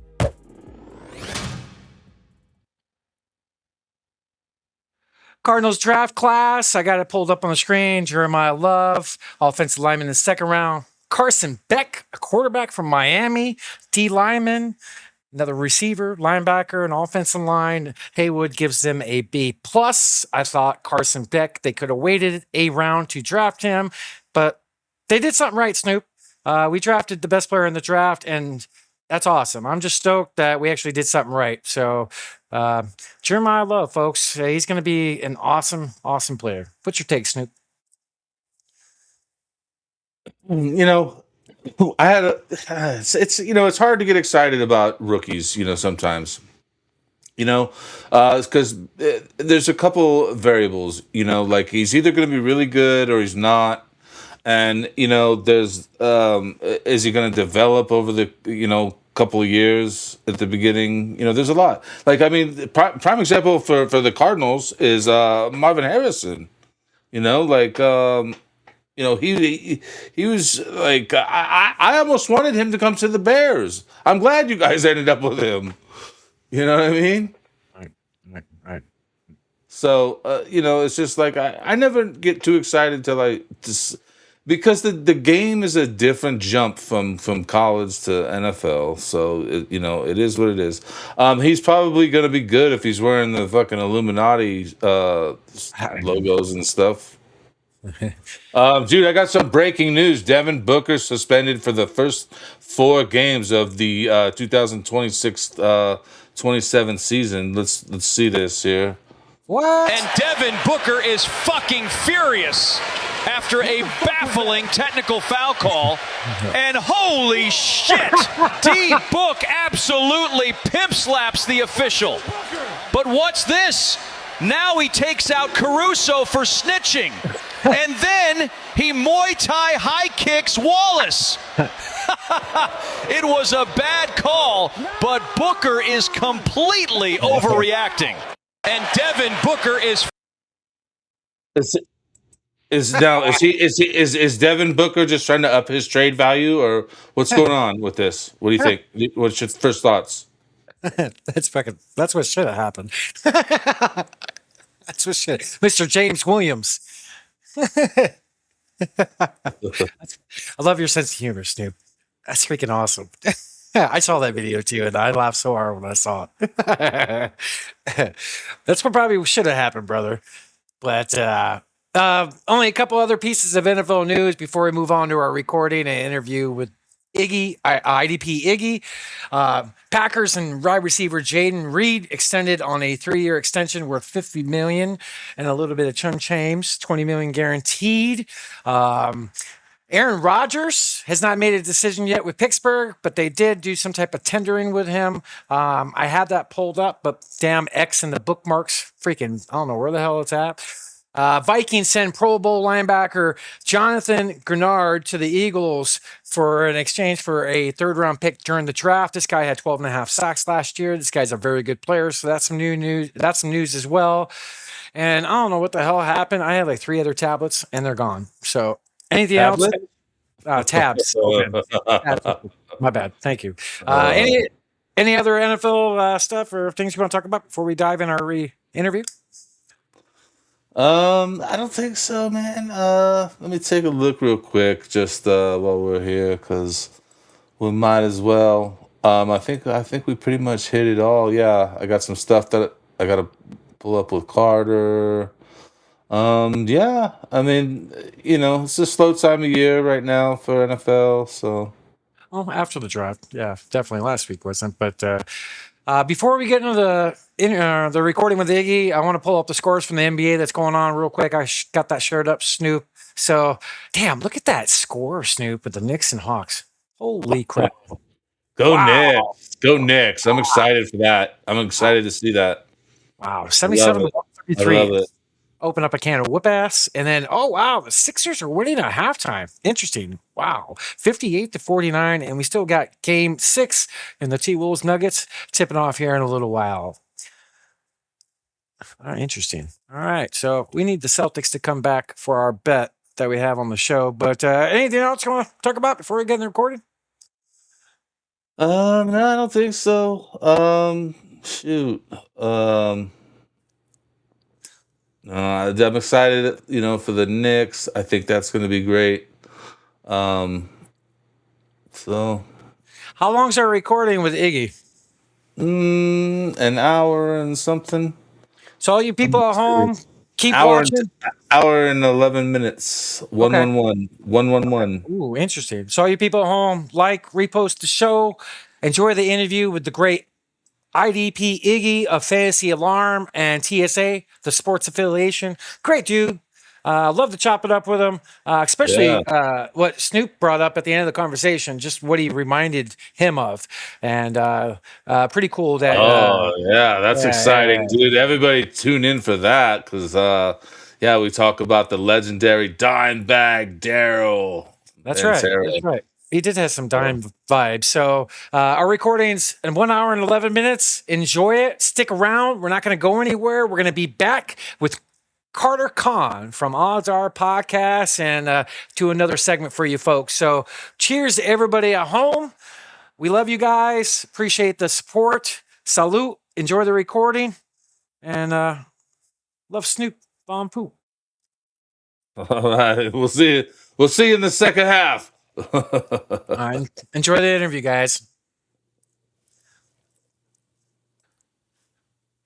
Hey, welcome back to the Pick is In. Snoop, we got a great guest. I am honored and privileged to have this man here. Look up to this guy as well, just like our last week's guest, but this guy has his hands in everything. I heard he's a coach, so thank you so much for making time for us. Co-founder of TSA, the sports affiliation, and does NBA bets and IDP reports over at Fantasy Alarm during the NFL season. The one and only IDP Iggy. What's up, guys? Hey, thanks for having me, man. It's an honor to be here with you. What's up? What up? What up? You get an applause from me. I'll bring it in. Bring it in. Oh, there we go. Welcome to the pod. How are you, brother? Good, man. I can't believe. Excuse me. I can't believe it's the second to last day of April. We're like 33% of the way through the year somehow. I don't know how that happened. I know it's nuts.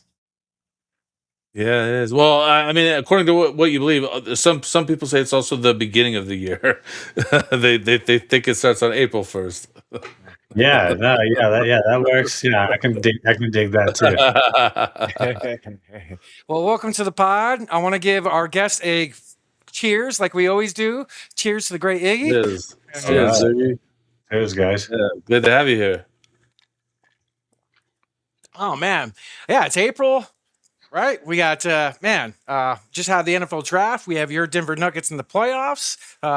Exciting time of the year. I just want to extend the thanks to you for just the support you give the show, and I appreciate that a lot. And it's coming from somebody that I kind of look up to in you. Like, you are a staple in the industry, and I'm just proud to have you on. So glad to have you on, brother. You're having a good day. Are you coaching today or tomorrow?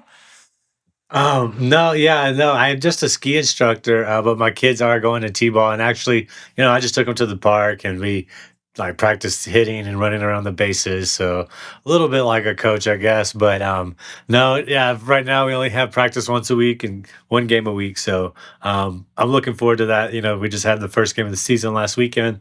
And it's just kind of cool, to see your kids do something, and, see if they like it, see if they're having fun. And when you live in a small town, it's like when you go to these games, you're going to see, 4 or 5 families, So that part, it's nice to socialize like that, man. And thank you for the kind words.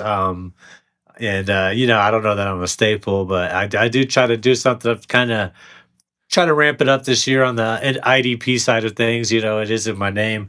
And if you don't know, that's individual defensive player for fantasy football. I do. Yeah. I mean, I'm in fantasy surfing, fantasy basketball, fantasy football. I basically play year round. Like, with the way surfing was this year, there was like a 1 week gap before it started. Most of the time there's an overlay. But yeah, dude, it's fun. I love fantasy sports. I always hope to write about it and write about the real impact of sports as well. I'm a fan. That's why I love sports. I'm a fan. So that part's always kind of good. There's something to always be watching, always be cheering for year round. And playing 2 dynasty leagues, I've cut it back a lot. I'm really proud I have. But one of those is a defending champion, so there's no days off, man. I got to start gearing up, looking at my fantasy football leagues a little bit more. 100%. And totally like right now, like in the middle of like rookie drafts, I've been working the phones. I think in one league I played like 3 or 4 deals already, and we're only like 7 picks in. So yeah, it's exciting, especially if you want to be in that category of champion. It's a year-round, 24-hour day, all season. It's grinded, but that's what we love. Fantasy sports is awesome. I play year-round as well.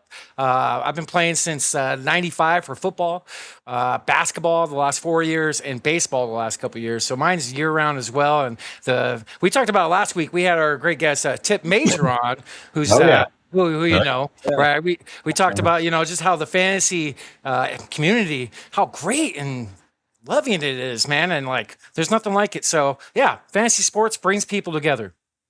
Yeah, dude, I would say about 95 to 98% of the fantasy industry is really great people. So yeah, it's pretty cool to be a part of. I'm really thankful. And 95, man, yeah, that's much longer than me. So that's super cool. And yeah, I played baseball 1 year. I did hockey for about 1 week, and I was just like, man, that was like 15 years ago. Go Like, Knights.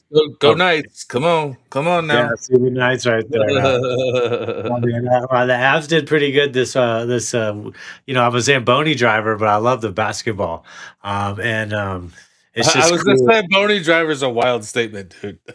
you drove a Zamboni? Yeah, that's what as we have an ice rink here. It's hard. We just converted it back to concrete. We do a lot of roller derby and stuff during the spring and the summer. But yeah, during the winter, starting in September to April, we have an ice rink, and I cut the ice, if you will, because we do have an Olympia, which I drive most of the time, which most people don't know the difference or care what that is. But yeah, if I drive an Olympia and a Zamboni, It's pretty cool. I've been a rim this year. That was a major fault, penalty strike right there, just like your driving record, machinery operator. So I was like, well, Snoopy's not more stat. Snoopy's not lying. I got proof. I got a video I want to show of Iggy riding a Zamboni, and he's not BSing y'all. Am I good, Snoop? Yep. Let's get Olympia. What's up, everybody? Are you like me? Do you drive a Zamboni at a hockey rink but can't name 5 NHL players, but can name at least 5 players on every NBA team? Well, if not, don't worry, because TSA is here for you this April. We're going to be betting on the NBA every day, playoffs into the regular season. And if you don't know the ball, that's all right, man. If you know hockey, don't worry. We're going to get you covered because we're going to win. Guaranteed profit this month in April. All you have to do is just place the bet we tell you to. No thinking, just reacting. Place the wager, win money, get profit, all right? Because April earnings, some say that April showers bring May flowers. April earnings, well, they make May a lot easier because then we've already won, right? And if you don't know the NBA, don't worry. I got you guys. All you got to do is just follow. I'm going to place the bet. Could be a live bet. Could be a straight bet. Could be a player prop. Might be a parlay, but I doubt it. All right? The goal is to win money. We're going to win units. Come along with us. Win on this journey. And remember, bet smart. Damn, I'm impressed at the ball twirl right there, boy. You get an applause for that. Yeah, man. Shout out to Chapman Hill Rink Center, man. Love it. That's awesome. That was pretty impressive. Ball twirl, and then he dribbled on ice. That was pretty impressive. Yeah, I mean, I did play 1 year of AAU, which Okay. is select basketball, but found out really quick that I wasn't the greatest at that. When you play against, first off, it was like the 90s, right? So you got to remember, you could falsify records a lot easier. We were true, country kids that love playing basketball and were pretty good compared to everybody else around us. But you go and you play against select guys, and these guys had full beards and full sleek 90s tattoos. They had one player under 6 foot, and they were supposed to be in 7th and 8th grade. Dude, so I got a funny story for you, Iggy. So I played in this basketball tournament in the 90s, and Connie Hawkins was on my team. I knew him. He was like a father figure to me growing up. And so we got put in this higher class in the tournament. You know what I'm saying? They try to balance it out, right? And then he ended up not even showing up for the games, right? So then we also had another guy that also didn't show up. So it ended up just being me and one other guy playing a 2-on-3 basketball tournament against people, matched up against people for Connie Hawkins level playing, Man. Man. It was forget brutal. about it. Tip off Yeah, Iggy Snoop was a ball boy for the Suns back in the mid 90s. So I was. Yeah, we got some basketball. We both played ball when we were younger. I had a letter of intent to U of A before I tore my Achilles. I know Snoop balled. He was damn good at it. We met later in life, so that's cool that you have a little background. But yeah, once you hit a certain level, you're like, maybe I don't deserve to play on this level. I would have loved to. I had a lot of friends go play at a different state, a private college out of state. And it was cool. I'm glad most of one of them played 3 years, most of them only played 1 year. But I didn't really play after high school, so it was fun though. I still to this day I just built a new court. Literally, I dribble the ball there, and dribble it back, and it's great. It's cool to have a full on court, just run and go get some layups. Remind myself I'm old, just shoot against air, dude. It's fun. Little reminisce always, right? Just when you get to my age, it's just it's a little bit of a workout, even, Yeah, definitely. So I'm going to give you a plug before we dive into things. Snoop, if you want to pull up his Twitter and show all the great folks at home where you can find Iggy's great work, and go give him a follow. All of his content's up there in his bio. Go give him a follow. Oh, shit. Look, dude. Heywood, he's another one I got to call. He don't even follow me. Here he is on our podcast, and he don't even follow me. Wait, I just followed you. Refresh it. Refresh it. All right, let's refresh it. I believe you. Yeah, it says follow. Now the next step is subscribing. Oh, it does. It does say follow. It does say follow now.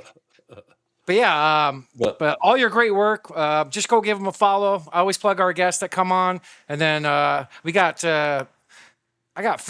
I know you don't do work for him right now, and I'll plug your place in 1 second, but you do work for FantasyAlarm during football season, don't you, brother? Oh yeah, man. I was covering the NBA for the past 2.5 years, up until basically right after the spring or the All-Star break. And yeah, dude, but in the football, I still have the IDP report with them, writing about defensive players that, I've been writing that kind of article actually since Sleeper began. That was the first, like I said, I volunteered to write for Sleeper the first year they were kind of open. When was the first year for Sleeper? Man, how long ago was that now? 10 years ago, 11 years ago that their app launched, something like that. Because what is this, 2026? Yeah, it's somewhere right in there. It was 10 or 11 years ago. And yeah, I started the ID report there. Of course, there was even less of a thing. But yeah, Fantasy Alarm's great. Howard, Andrew, award-winning show, award-winning content. And just to be able to get the content that I get for free, because from Howard will break down every team, all 32 teams, so much in depth. If you join my charity league, I give away this cheat sheet and this draft guide that I made for myself since I started playing. It's just the second year I started playing, and I've refined it and break down the coaches and look at stats where you can pull up stats from last year. But Howard's is so much more than mine. It's impressive. So yeah, if you really want to check something out, check out Fantasy Alarm. A lot of great content over there, man.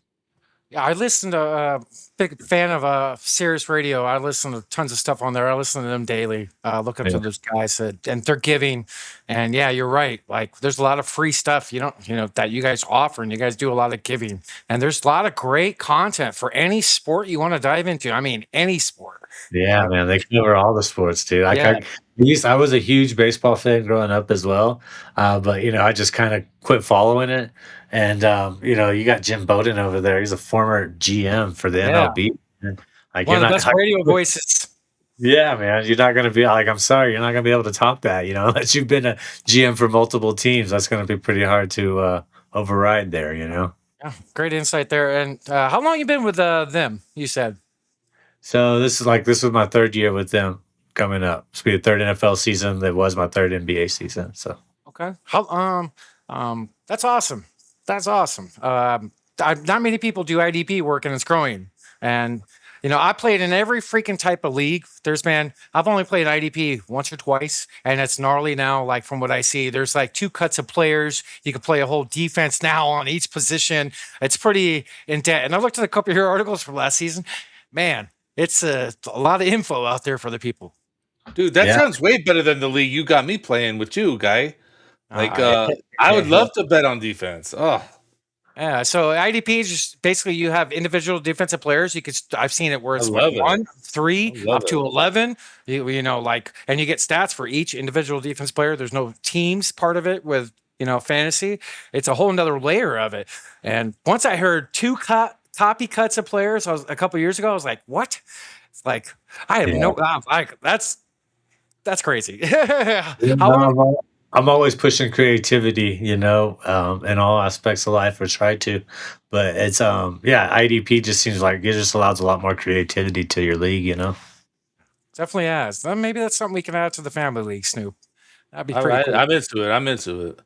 Dude, I'm a Bears fan, so I gotta love my defensive players, Oh man, yeah, you got some great ones over there. I'm a lifelong Packer fan. I don't know if you see my Packers. Dude, listen. I bit my tongue just now. Like before, I just made that comment right there. Like I saw the little flag like right behind you, and I was like, oh man, I'm not even gonna say anything about it. Right? Like I was like. I didn't know if you were a Packer fan because there's like the Emmitt Smith thing too, so I wasn't gonna say anything, right? And then you brought it up. Oh man, it breaks my heart to hear that. So hey man, I grew up in DFW, but I'm a huge Packer fan. So all right, I don't know. I like people trying to tell me to pinpoint it. I think it was Sterling Sharp. Just watching him play, he was just so good and like so different compared to every other wide receiver at that point. He was awesome. And then that just led to like Brett Favre, and then they won. And then, once if you follow a team and they win when you're a kid, it's gonna be hard unless you're just like a bandwagon kind of person. You're gonna be there for the good times and the bad. So, and actually, it's not so bad. Before I was a Packer fan, I was a Bears fan, dude. So real little, man. You know what, dude? That's it. I'm ending this podcast, dude. Dude, that's it for Izzy, bro. We had a good time. Thank you, Izzy. We appreciate you being here. Stop playing. I'm just kidding. Welcome. No, man. Walter Payton was the man, bro. Yeah. Any of the young people watching, like, highlights don't do justice, dude. Like he would just truck people, and I just thought that was so cool. And he could also finesse, and he threw a lot. Like their Tecmo Bowl, you had halfback option pass with with him with sweetness. So people forget how many Walter Payton threw more touchdown passes than some of these rookies that get drafted in the first round. Aaron Rodgers has more rushing yards and more rushing touchdowns. Like he has running back dream numbers, and like both of those elements of those great players are kind of underestimated. Wow, I have to ask the burning question though. What took you to the dark side? Sterling Sharp. Like I said, I think I was watching as a Bears fan. Sterling Sharp. I think I saw a Sterling Sharp game versus the Bears. One player. That's like what girls do, man. Walter Payton, was gone. So, got to remember all this. I'm like 5 or younger, and all my family are huge Cowboys fans, and then they start winning Super Bowls, so they just start laying it on me, dude. Like, why aren't you with us? Like, my uncle knows. Like, my uncle like knew all the Cowboys back then. He sold bass boats, so he kind of got in with those guys, and like he would get me games to tickets, and like I would just go against like whoever else was playing, you know. So I wasn't a hater, but I was true to my Packers since I've been in about first grade, you know. So I think All that's right. most. Well, I forgive you, so it's we'll be all right. That's pretty cool. I didn't know that about you being a Packers fan. You ever been to Lambeau? No, man. I've caught 2 Packers games. One of them was a Monday night against Houston Texans when the Texans were 5-0 or 6-0. Rodgers threw 5 touchdown passes in the first half. That was an amazing game to catch. And then the second game was at Jerry's World, and it was that Eddie Lacy game / Matt Flynn game. It was the largest comeback against the Cowboys in Cowboys history, where Eddie Lacy and Matt Flynn came back, and that was a cool game to be at because the kid beside me and the seats were great. I was only like 12 rows up, it was the best seats I ever had for sure. And it was like the little kid was a Packers fan and the dad was a Cowboys fan. I mean, that dad was wearing that kid out, bro. I mean, he was letting this kid have it, dude. And, every touchdown, we would just like, bump fists, slap hands. And then at the end of the game, they came back. I was like, this is why you're a Packers fan, bro. And dad's like, let's go. I'll never forget it, man. I was like, that kid's going to remember that comeback for the rest of his life. It was cool. I wore my jersey that day. Dude, rivalries run deep, man. Like my grandfather worked for the Packers, but my family grew up. The dark side, then you're trying to flip the script here. No. My grandmother remarried this dude. Remarried. But yeah, no, it was like a whole issue. Like he worked for the Packers, but we were always Bears fans. Oldest rivalry in the NFL. So I mean, there's deep ties into the rivalry, Yeah, it's and I don't, it's like I can't really root for any NFC North team to do well in the playoffs. But to be fair, I don't really like any NFC teams. Arizona's okay, I mean, but they beat us in the playoff. Carson Palmer, I won't forget that. I won't forget Larry Fitzgerald, Carson, Kurt Warner. I've been to all those Packers, Cardinals games. I've been to all of them. I was like, dude, and those are some of the best games in NFL history. One's the highest scoring game in playoff history, like the 45-51 overtime. Carlos Dansby. I was front row in the end zone where that play happened. Like I went to every game that year when we went to the Super Bowl. Huge fan. The Fitzgerald, the Rodgers Hail Mary. Like we've had some epic games in my stadium here, brother. Yeah, dude, it's hard for me to root for an NFC team. It's just I hate the NFC East. The NFC West is not really a fan either. There's so many heartaches. Cheers. I don't like the NFC East either. I grew up with playing against them. I'll cheers you for that, brother. We can, yeah. Yeah, isn't that so weird? Like back when my cards, I still have them divided by division. Yeah. And it's 3 divisions, and the Cardinals are in the East somehow. No wonder we sucked. We had to go against Geographic every year, playing in New York, Dallas, Philly, Washington, and we're way out here. And we never open up games here in the September because of the heat. So, but yeah, I saw all those teams, twice a year for a long time. So I concur with that. You have some great work. You're a co-founder at TSA, the Sports Affiliation. I got that page that I want to pull up, Snoop, share all the people at home. That's your baby, if I'm not mistaken. And how long have you had this company? And you have some great people that work for you, brother. Yeah, man. Really what it was is we're just trying to be like a launch pad for people that want to get into the industry, or that's kind of where it started. And so JC, Justin Chase, and myself, Enrico was there as well. He's not doing as much, but we all kind of formed it to beginning. And yeah, dude, it's all kinds of stuff there. Carla's come along. She talks about Zumba. She interviews people behind the scenes about in the industry. Of course, I like her show, by the way. I like that show. Yeah, man. And then Tip, of course, he had Fantasy Nuggets on there, and he does the show Thursday Checkdown that we get to do with Greg, who's an inaugural Hall of Famer. Went in with Matthew Berry and Scott Engel and those guys. So it's pretty cool, to have that privilege. And we're working on changing the website right now. We've been working with a web designer, so we'll still have the domain name, but it will look much different by the time the fantasy football season kind of rolls around. Awesome. That's awesome. Tip's a great guy. That's cool that we had him on last week and then follow up at you. That's freaking awesome. He's great people. So you got a great team over there, and that's awesome, man. Makes you proud, doesn't it? Yeah, dude, it's cool just to work with people, that want to do something and that are really honestly super talented. I produce some shows, Snoop, I try to, and yeah, just to kind of see what people do to get their show ready and how prepared they are on the topics. There's a lot to take away from it, and it's pretty cool. It's a great group of people, and just thank you for saying that. So I got to ask you a question completely off topic since you just said that. How do you feel about talking about things off topic? Like, does that bother you, or would you rather have a programmed, ready to go conversation? No, I mean it depends. Like if I'm talking about fantasy sports or betting, most of the time I'd like to know the subject and here's what we're gonna do. But kind of like a show like we're having, I mean to me it's like not an ask me anything, but it's like there's no you could I would say throwing a curveball or asking something different is totally acceptable. Right. Yeah. I could appreciate it. So I could definitely do that. But I got to give a plug to what you do, and appreciate your time for coming on. I want to talk about the Fantasy Football Expo. I know you've had some work there, right, in the past. It's something in our industry we look forward to. Are you going to this year's expo? Do you have anything planned going on for that? And let's talk about that. It's going to be, this summer? I got it shared, Snoop, just a little promo for it. No video or anything, just the dates and everything out in Canton. It's going to be in late July, I believe. Who There let it is. the dogs out? July 24th to the 26th. Yeah, Fantasy Okay. Football Expo. Go, guys. Everybody at home, book it. Get going to get there. It's going to be great times. Iggy, what do you love about that place, and what do you have going for this year? Are you going?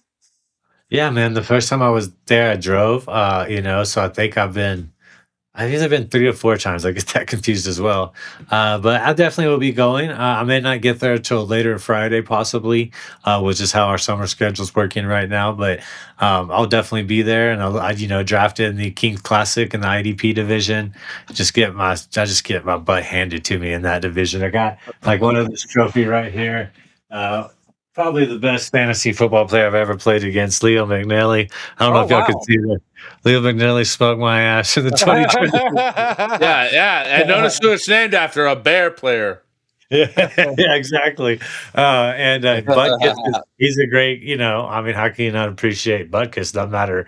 The name alone, right? Forget how he plays. Yeah, man, he's a legend for a reason, and yeah, dude, it's just fun. I mean, that's such a competitive league, and I was fringe on the playoffs this past year. I mean, if I would have had more points, I would have advanced. It's a tied record, and it's just hard, man. It's just there's no easy out. It's a gauntlet every week through, and I really look forward to it. You get the draft at the Hall of Fame. Some people, I guess, have gotten used to it, so they don't go to it. Me personally, I pay to go to it and just to check out something. You're gonna see something new every year. But I love football. Yeah, I played football from 3rd grade to 12th grade, and 1 year internationally. And it's just a cool sport, and it's something I really admire. But the expo itself, man, it's just I don't know how to describe it, man. I've never been to a Comic-Con or anything like that. But it's just a feeling of kind of being exalted. I don't know if that's kind of close where I can get to it, because you're getting to hang out with all these people that you look forward to seeing, people's content you've digested. You get to see them in person. It's not just a digital friendship. You get to see people work at NFL Network. You get to see the top of the industry come by and hang out and just be like one of the people. Just it's no big deal. It's so cool. Everybody's so inviting. Bob Lung just does a wonderful time, man, entertaining us for 2-3 days, depending on how long you stay. And if you really want to do network, and if I wouldn't have went to the expo, I would have never kind of gotten into the position to work for Fantasy Alarm or just advanced and made this my career the past 3 years. That just wouldn't have happened. So if you're on the fence about going because it's a good time, but don't hesitate to talk to people, because nobody's going to be like, well, why'd you butt in? That's just not how it's going to be. People are there to talk and engage. And we've had a booth the past 2 years. Excuse me. I'm not sure if we're going to do that this year. We could, but we might just socialize the network at the parties and so forth as well. That's awesome. Going to the expo has been a dream of mine. I haven't been to one. I had to cancel literally the day before the event last year. Bob Long is an incredible human being with a great heart. He reached out to me personally. I literally had to cancel. Found out my dog got cancer the day before the expo, and I needed to do some work on him. So I had to literally cancel my trip, get money back, and apply it to that. So I can't wait for this year. It's going to be awesome. I'll be booking very shortly. So it'll be awesome to meet you. And it's just something I've always dreamed of going to because the camaraderie and everything that just the extravaganza of all of it. And there's a lot of love there. For those that don't know at home, the Kings Classic is the best of the best in the industry. I believe they have a fans Kings Classic now, correct? Yeah. IDP. Yeah, but it's Snoop. It's the best of the best in fantasy football as far as all the bigger wigs. The people. These are the best nerds of the best nerds. Yeah. I just want to make sure I got this right. and their fantasy draft is inside the Hall of Fame. That's pretty dope. That's rad, that's pretty dope. Right? Yeah, that's pretty cool. I'll give it to you. To be in that's an honor. That just shows all your hard work, everything and it should push you to strive even more in the future. That's how I would see it. But I can't wait for this summer, and hopefully I get to meet you, brother. The expo is awesome stuff, man. We'll definitely link up. It's we all pass each other in different places. That's a cool thing about that. And dude, the Kings, just real quick, it's a branch of the oldest. So the oldest league belongs to Wink Martindale, right? It was started in Oakland, and the Kings was at the Kings Bar where they had it, and then they branched off of that, Wink's original league, but you had to be involved with the Oakland. You either had to be a full-time worker for Oakland, part-time owner, part of the administration. That's where fantasy football started, is with the Oakland Raiders, and the Kings branched off of that because that was the name of the bar there. So it's the second oldest, obviously not the Buckus branch, right? It's relatively new, but I think Bob Long was able to revive the Kings League, which is super cool, man. To be part of the second oldest league, and the creation of this nerd thing is pretty cool, actually. I love it. I'm trying to get him plugged in, Iggy. I'm trying. Listen. He's got me playing fantasy football, so I mean, he's doing good. Keep rolling them in. But, it's just so. It brings me to if I could just say something real quick, it brings me to an interesting thought. Is that I love it all, and we have this podcast, and I talk about should betting even be legal, and then fantasy is another whole subset off of that, But I want to show you. Something because we talk about a little bit of conspiracy stuff as well, and I know you're a Denver fan, and I'm sorry that I have to bring up your beloved mascot Rocky. He didn't even know until before the show. So I didn't know you were a Denver fan, and I was going to bring this video to the show. I didn't know that you were a Denver fan, but this I have to bring this up. Because of the conspiracy, and is there magnets being used into these shots here? What's your video, Snoop? What do you got? Let me add it to the scene here. Boom. So check this out.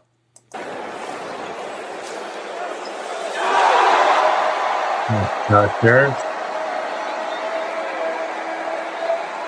I mean, first try. Is that real? Yeah, I think Rocky's a super mascot, but I've seen several games where he misses it, he doesn't make it in the qualified amount of time. So that is I'm with you here because we mentioned earlier, I was a ball boy for the Suns, and I used to see Bob Wolf all the time, who was the Phoenix Suns gorilla up until just a couple of years ago. He's an amazing guy, and I would see him miss shit all the time. So I don't know. But then there's a whole nother video. It's not just this one. He had another one go viral in the last day or two too. I don't want to pull it up right now, but the latter one. You have a great mascot. Yeah, the latter one. Yeah. The latter one, yeah. Well, see, Yeah. JC, he goes to Timberwolves games, and he said the mascot there, I forget the name of it, but he said that was his trick shot last year. So did they, like, he's wondering if they employed that guy from last year. And, it wouldn't surprise me. And you got to remember, the only truth in life is deception, or, because, you're promised to be deceived, and you are.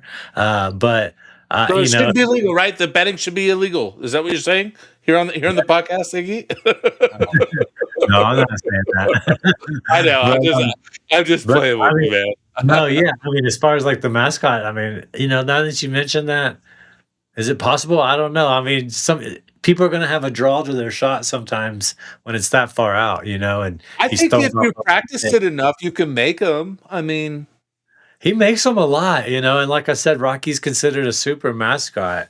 But I've seen so many games, like off the top of my head, I can think of at least 5-6 games where he's just sitting there trying and he's not making it. So I don't know if like some games they do use some kind of magnet. I mean, I wouldn't think they'd be allowed to use a magnet for an NBA game though.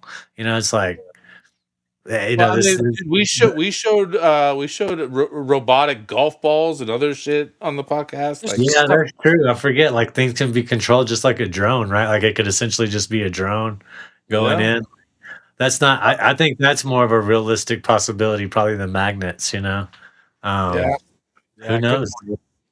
point. So, how long have you been betting, Iggy? So, my name is Heywood's Almanac. So, one of my favorite movies is Back to the Future, the Biff's Almanac GIF.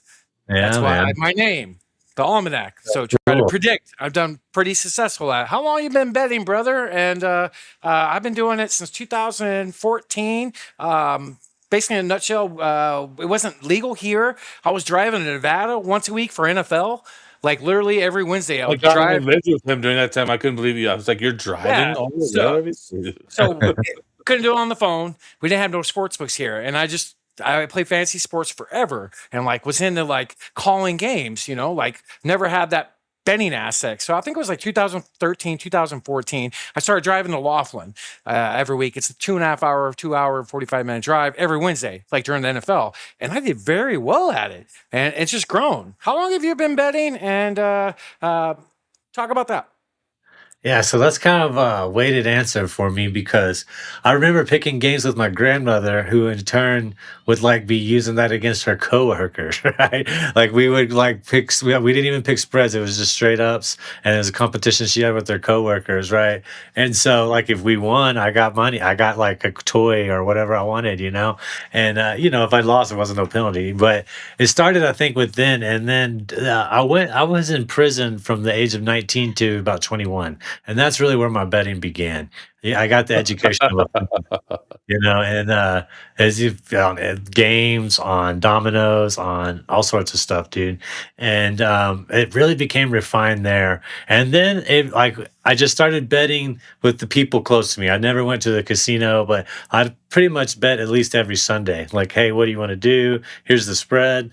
You want to take this? Because that's also where I saw people play fantasy sports for the first time. They were playing fantasy baseball, reading the USA Today, and they were adding up the stats afterwards. And I had no clue what they were doing, but I wanted that sports paper as soon as they were done with it so I could have something to read, And they always gave it to me, but they were marking their fantasy baseball, and I had no idea what they were doing. I didn't really ask them, and it just kind of all started then. And then the moment it became legal in Colorado, so we're talking 2020, 2021, I started betting, extensively then on the NBA and the NFL.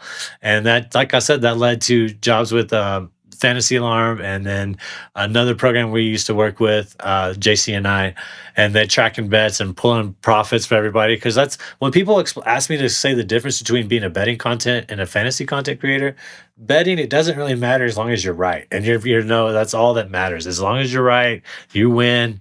That's all they care about. Fantasy, you can be wrong a lot, because even though in betting you're supposed to be right a lot, you're going to be right 50 to 55% of the time if you probably do it long enough, and then with fantasy, man, it's hard. You may nail a DFS character, but you're not going to nail every position every week. That's just not going to happen. If you do, you have a chance to win a lot of money if you have in a DFS lineup. But the betting aspect legally, like you said, probably 2020, 2021. So about 5 years legally, but more or less my whole entire adult life. Okay. Okay. Yeah. Big into DFS as well. So we didn't have it here. I had a customer that always picked my head with sports, and he had a cousin that lived in Jersey, and he's like, "What if I put a bankroll? You pick the lineups. We'll send them to my guy in Jersey." So I did that for years with him before we even got it legal out here, and I did very freaking well at it. Like TFS, it's changed a lot, especially from like 10 years ago. Same thing with like fantasy. I think it's a lot more people are open to the outlets and the insight to make it more fair. And it's not just a couple, like leaders in each league. I think it's very competitive now.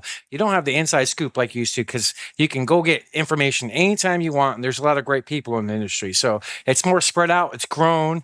Playing DFS is great. And, any type of fantasy sports can leave you into betting because it's just the data. It's the sport. It's the numbers, So how long you been you said you played fantasy hockey for 1 week, you said? Yeah, 1 week of fantasy hockey. I passed it off. It's like this ain't going to happen. Okay. Never played that, but fantasy sports is freaking awesome. It's a good way to get your mind off stress and life sometimes too. That 5-10 minutes a day. It's a good outlet, especially for us nerds. So that's cool that you've been betting for that amount of time. Yeah, I mean, that's cool that like 20 years ago, all kinds of things became legal compared to what it used to be. It's a different game than what it used to be. We got, the NFL and the NBA and all these sports companies are working business partners now with sports books. That's crazy. We're getting teams in Vegas. Like the game has changed and it's adapted. And I love how it's grown. It's a complete different animal than what it used to be. Maybe more influence on things now because of how it is. But that's cool. You've been betting that long. And I want to get back into your Nuggets, if you don't mind. I know I'm trying to respect your time that you got on here. I want to talk a few minutes about your Nuggets. How long have you been a Nuggets fan? What got you into that? I know me and Snoop played when we were kids. My dad was a big influence in that. I know we talked about last week, my first Cardinal game. My first Suns game was like March of '89. So versus Showtime, the Lakers at the Madhouse at McDowell. So like. When did the Suns arrive in Phoenix? What year? 1968. So they've been there a while then. Okay. Yeah. Going on 60 years. So Right. we're one of the oldest now, and we're like top 6 winning percentage of all time, and just no rings. How long have you been a Nuggets fan? Who's some of your Mount Rushmore Nuggets, and where did that resonate with you? Yeah, man. So it's a little. I moved to northern New Mexico in 2013. And like where I lived, I got Denver like programming like free. Like this is before streaming, everybody. So I still got local channels, and it was like Denver. And so at that time, I like Altitude channel was free, which means you got and I'm a big time ski bum. Like that's like my passion in life, right? So you get to watch like ski videos. Denver Nuggets, who sucked back then. Rocky was the most popular Nugget back then. On the poll, Rocky was the most popular. We're talking. Come on, man. Alex English, Dikembe Mutombo. Yeah. Come on, man. English is great for sure. Mutombo is great for sure. You got Carmelo. Yeah, never, baby. Chauncey Billups, Allen Iverson. Like I remember those Nuggets, but I grew up a Mavericks fan, man, because I grew up in DFW. And actually, my team before that was the Heat back in like the early 90s. Yeah, Tim Hardaway, PJ Brown, Alonzo Mourning, like all those guys. That's I love them. Steve. Yeah. Steve was the Heat in the Suns, because that's awesome, dude. Look at I got it right here, dude. So yeah, it was kind of weird watching Alonzo Mourning, and it was really Shaq and D Wade, but Alonzo Mourning was still on that team, and like a Jamal Mashburn. Like I really loved that Heat team because people don't know who Tim Hardaway was, man, because we didn't have this much attention on basketball and like all the social media. But Tim Hardaway was Steph Curry before Steph Curry, but with a nasty crossover, man. Like I tried to imitate that crossover my whole youth, man. And Yeah, they were so great. And then, if you didn't watch the Knicks, and that was like we went from like WWE Attitude DX just out there like giving it to everybody. And then you would get a Heat Knicks game and they would just be throwing bows and going at it. Like it was just great. If a lot of people when they think of the 90s, they just think of the Michael Jordan, but man, I grew up watching the Spurs. My aunt was a huge Spurs fan, and then Hakeem Olajuwon, like how great he was, and watching him. And then of course the Heat and the Knicks, man, there was just a lot of good basketball. They weren't just plumbers, and stuff. And I think there's a lot more skilled players right now. But to answer your question, I grew up a Mavericks fan, moved out to New Mexico, not knowing anybody. I moved out there, didn't know a soul, didn't know what, I was out there to go to school. And those were free, and I was just started watching them, man. And then I became a fan, I think for sure, when Jamal Murray was drafted, because Kentucky the year before, that run, I think they made it to either the Sweet 16 or the Elite 8, and I knew who Jamal Murray was. Like I didn't know who Nikola Jokic was yet, but then I just started watching them, and Nikola Jokic was so fun. It's like basketball I like to imitate with a lot of passing, and you had Paul Millsap back then. You had am I blanking out on the guard's name right now? I can't think of his name right now, but like they were playing well. And when we lost to Portland in the 7-game series, and I felt that pain, I knew. No, it wasn't after Chauncey Billups and AI. There was a guy playing with Jokic, and then when he was younger, it's not Millsap. Millsap was there for sure. Harris, he was just fun, and he just cut, and he, I liked his style of dribbling and passing and going into the lane, and him paired with Jokic. Like I still had no idea who Jokic was. I would just be like, man, did you see those 2 passes? I was like, those were amazing. And then, once, like I said, we lost to Portland in 2018 or 2019 in that 7-game series. And then that's when I knew I was without a doubt a Nuggets fan, because I felt that pain. And then I just kind of tuned in. And then I got actually one of my first gigs was writing for Denver Sports Betting, and I was their lead Denver Nugget analyst. So I got to write a bet a day, but also just cover them and write like about a 4 or 5 paragraph article after every game about, this is what I saw, this is how it happened. And as it just so happened to be, that was the 2022-2023 championship year. So it was just so cool to do and like be a part of. Not really be a part of, but like telling everybody in December when the odds were plus 1,400, I was like, look, this is the best I've ever seen this team. I was like, I think there's a chance for them to run the West right now. Get your money in, and I should have put more money looking back on it. Hindsight's always 2020. But when, just turning 100 into 1,500, and then whatever little sprinkle I put on top of that, that was just such a cool feeling to watch my team. And then they do that. But, the 2011 Maverick run has, I was sitting with my roommate at that time, and his grandma bought us jerseys, and we kind of watched that. Great team. Yeah, dude, it was a cool run, and that that always holds a special place. But I've been here since like I said, 2013 now, and my kids are born here. We've been to 2 Nuggets games, and it's just kind of more of who we are. And I'm a Nuggets fan for life for sure. That's awesome, man. Sean Marion was on the team, right? He's one of my favorite Suns players ever. 2011, yeah. You had also played for the Heat. Yeah, he did. You had Snoop calls him Black Moses, Tyson Chandler. Right? Yeah. His best year ever. That one great year of his. Yeah. Barea, Dirk. That team was awesome. And Jason Terry. The team was awesome. Yeah. So like Stojakovic. That was a good team. Oh yeah. My favorite Nugget of all time, outside of probably Joker, it used to be Mahmoud Abdul Rauf. Yeah, Rauf, bro. Yeah. That used to be. That guy was the incognito, the best shooter I think I've ever seen. Like nobody talked about him. This guy was Steph Curry. Like he was. Yeah. If you go watch his highlights, his release and how he played, what was the first 8 seed to ever beat the 1 seed the first time, right? I believe, right? Nuggets beating the Sonics, right? With LaFonso Ellis, Dikembe Mutombo, that was a good team. That was a really good team. That's Mutombo's like highlight career, like them beating Sonics with that. Yeah, that's right. Yeah. That was an exciting team. You had some good dunkers on that team, dude. LaFonso Ellis was the shit. That's the name right there, boy. Not enough people talk about LaFonso Ellis. Yeah. So, I mean, our roots go deep. It's probably, on that. Let's see. And then who else? Dude, I got to look at the hat. I got the autograph. He's got something. He's got something. Yeah, man.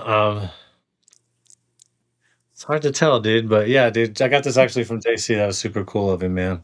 But like I said, with me being there in 2013, I definitely remember, like I said, AI and Chauncey Billups, and Chauncey Billups is kind of like a Colorado hero. And then kind of that era, and it was just interesting to watch this whole growth from like worst to first with like basically homegrown talent, man. We drafted Jokic, Murray, MPJ, we drafted CB, we drafted Peyton Watson, like who they not had as much a run in that, and then Jeff Green during that run. Pretty cool to see him kind of cap what is a crazy career. All right. Kenyon Martin. I don't know. There's a couple of really good basketball players that I remember as well from back then. But yeah, I kind of remember Mutombo more as a 76er, you know, a Nugget. But so that year you call in December, you talked about your Nuggets winning the championship at those plus odds. So I laid 3 NBA futures bets on October 22nd. 2 of them to hit. Heat win total and Suns win total. My third was the Nuggets to win the NBA championship this year. The best odds I found out was 7-1 then. Have you placed or feel, I know health's going to be a big issue. Have you placed any wagers on your Nuggets for this year? Because I think it's one of your best teams you've had in years. Health pun intended. Yeah, I always have a preseason wager on the Nuggets to win because, as I tell people, if you're into betting and you think your team has a logistic chance, do it because the feeling of winning money of your team winning a championship is amazing. It's like one of the greatest feelings ever. And so I do definitely have something. I had Cunningham. I had Detroit winning the East preseason bet. I had Orlando winning the East preseason bet. Ooh. So it kind of caught me, both of them, playing against each other. Just believe it or not, Detroit had better odds at the beginning of the season, and I've been hammering. I put a few units into Cade Cunningham, and it just sucked to watch him get hurt because I had his odds were at like plus 1,800 plus 1,900 to be MVP in the middle of the beginning of the season, and I was just really hoping that would happen. But yeah, a lot of my futures haven't came through. I had a small partial unit on Cooper Flag, and the odds weren't that great at the beginning of the year, so it returned a little bit. But if Jokic can be Finals MVP and Denver can win it, I'll have pretty good return. So, all right. Well, we're recording this on Wednesday. This is going to be released tomorrow during your Nuggets game and your comeback winning game. By the way, there's no way you guys don't come back. There's no way. It's going to. I'm going to give an update. Pistons are actually up by 7 with 4 minutes left. Okay. Yeah. All right. Raptors are up 2 on the road by 4, 92 to 88. Yeah. I guess it's coming out tomorrow. But I want to talk about your Nuggets and Timberwolves series. I got something pulled up I want to share, Snoop. I got the brackets for the NBA playoffs here. I just want to talk about your team, what you've seen. 3-2 lead now. I know some injuries. DiVincenzo with his torn Achilles. Anthony Edwards. You guys have had some injuries as well. The game the other night was pretty impressive. I want to talk about your team, how you feel about them, and is Watson and Gordon going to return soon? I don't think so, man. And, you guys are out west, so you kind of understand it. Phoenix is in the Pacific. I feel like it should be lumped in more with Denver and Salt Lake in the division, to be honest with you. But who knows what's going to happen when Portland and Seattle and Las Vegas enter in. But it's 2 more teams in the West. But I just say that to say the Northwest basketball has been so good this decade, man. And Portland played San Antonio good. You got Minnesota, you got OKC, and you got Denver. So half the conference is represented in one division. And it's just such a slugfest all the time, man. And I would say, because OKC's is relatively late. Like Minnesota and Denver, we've been going at each other for a while. And before, and Rudy specifically, when it was Utah, if you can even remember 2020, Donovan Mitchell, Rudy versus Jamal and Nicola, one of the greatest series of all time. So I feel like I've just been dealing with Rudy forever, man. That's funny. And your worst team in that division is the Utah Jazz. And I'm going to say this, they're going to make the playoffs next year if they're healthy. Man, they're right. They're going to be good, especially with Jackson. Yeah, they're going to be good. Well, if you tank for 170 games, you're going to be good. Tanking's a whole other thing, right? Yeah. Which we talked about. Kudos to the Suns for not taking with the rookie head coach. They could have just been like, you're going to have to take this one on the chin and let your numbers be bad. But no, dude, you should your Thank win, you. dude. Thank you, Iggy. Thank you, Iggy, for saying that. Yeah, I Yeah. mean, our team didn't get a lot of love nationally. You take top 15 player of all time and arguably an all-star and Beal off the team and you're better. Like, a lot of kudos to our team down here. Yeah, the Brooks signing, I knew that was going to be good for you guys. But yeah, when I look at Denver, Minnesota, man, I just get, I've just seen the fourth quarter letdown so many times. And this specific series, I believe this is going to be game 6. So 37 times that we've played each other in the past 3 years. In the division game, you play each other 4 times. So that tells you how many times in the playoffs that we've had to play these guys. Wow. And I don't know. They should win, right? But Naz Reid can get hot. We've already seen what Ayo Diasanumo can do. You still have Mike Conley who can contribute. I'm not saying he's a great defensive player, but like he can, he just sees the court so well, man. And he can find Rudy. He can find the forwards. He can find the 3-man. So I think that you never know, man. And David Adelman, it's his first time to coach. As not an intern, last year he coached, but we'll just see, dude. I'm always nervous about these games because they're in the division. I honestly feel like there's a better chance against San Antonio than there is Minnesota. But I just think that it's gonna be fireworks. I think it's gonna be closer. I think Minnesota's gonna probably start out leading. I think they'll be winning at the end of the first quarter, and then Jamal and Jokic are just going to find ways to score, and hopefully somebody else steps up, man. Cameron Johnson, Christian Brown, somebody's going to have to step up and do their thing. Tim Hardaway, he's had a pretty terrible series, so hopefully he can step it up. This is one of your deepest teams you've had. Sorry to cut you off, Snoop. This is one of the deepest teams you had. Is Gordon playing tomorrow night? And Peyton, your young player, is going to be out for a while, correct? I mean, he's been out already a long time. I'm hoping he can come back for the next series because he matches up so well against Victor Wembanyama. But we'll have to see. Aaron Gordon, I'm not counting on him coming back. I think he's just really tough. When people are like, "Where are all the tough players in the NBA?" I think one of them's example is Aaron Gordon, man. I think he wants to play. When you hear about Jerry West playing with broken thumbs, that's insane, right? Yeah. Like I don't think we have that level. Gordon plays through injuries all the time. Yeah, he's trying to, he's like, what's keeping other people out? What's keeping Franz Wagner out? What caused people's Achilles to rupture? He's playing through that, man. And I honestly don't expect him to play game 6. Maybe if it comes to game 7, he might be like, look, I'm playing. That's all there is to it. But I honestly think they got a great chance against San Antonio if they can win. So. Me too. Snoop, what were we going to say, brother? I don't remember what it was at that moment, but it doesn't even matter. But right, so I think those young teams that are have great regular seasons still have to prove it. They have to find how to win, like Spurs, Pistons. They're still young. Yes, they've had great seasons, but they still haven't won in the playoffs. So yeah, if you guys are healthy, let's go. Let's go. Come on, Yeah, and like I said, the Suns. Nuggets, we played each other in the playoffs, 2 or 3 years ago with KD. Yeah. I mean, it's kind of a rivalry as well. There's no easy routes in the West. I just kind of feel like, if they can do this, they can probably push OKC to 6 or 7, see how that series goes once again. And then, please beat them. Please beat them. Please. Yeah, OKC's bad for basketball. That's one thing I don't understand about the media is you got Luke Dort where there's already a highlight reel of him looking like he's intentionally trying to hurt the best player on the team of about 6 or 7 different players. And then SGA, who's just king free throw shooter. So it's not a good look. I don't think they can sustain it. Even though they have so many draft picks, it's insane. Right. So all you people at home, that just means tune into the Nuggets. Let's get their ratings up so the NBA wants them to go far. Let's go. I mean, I think if the Nuggets and Wemby play, my gosh, yeah, that's going to be badass. Yeah. Snoop, I gotta ask, were you there with Johnson and Marley and Barkley like that 90s? Or I was, yes, dude. 94 through 95.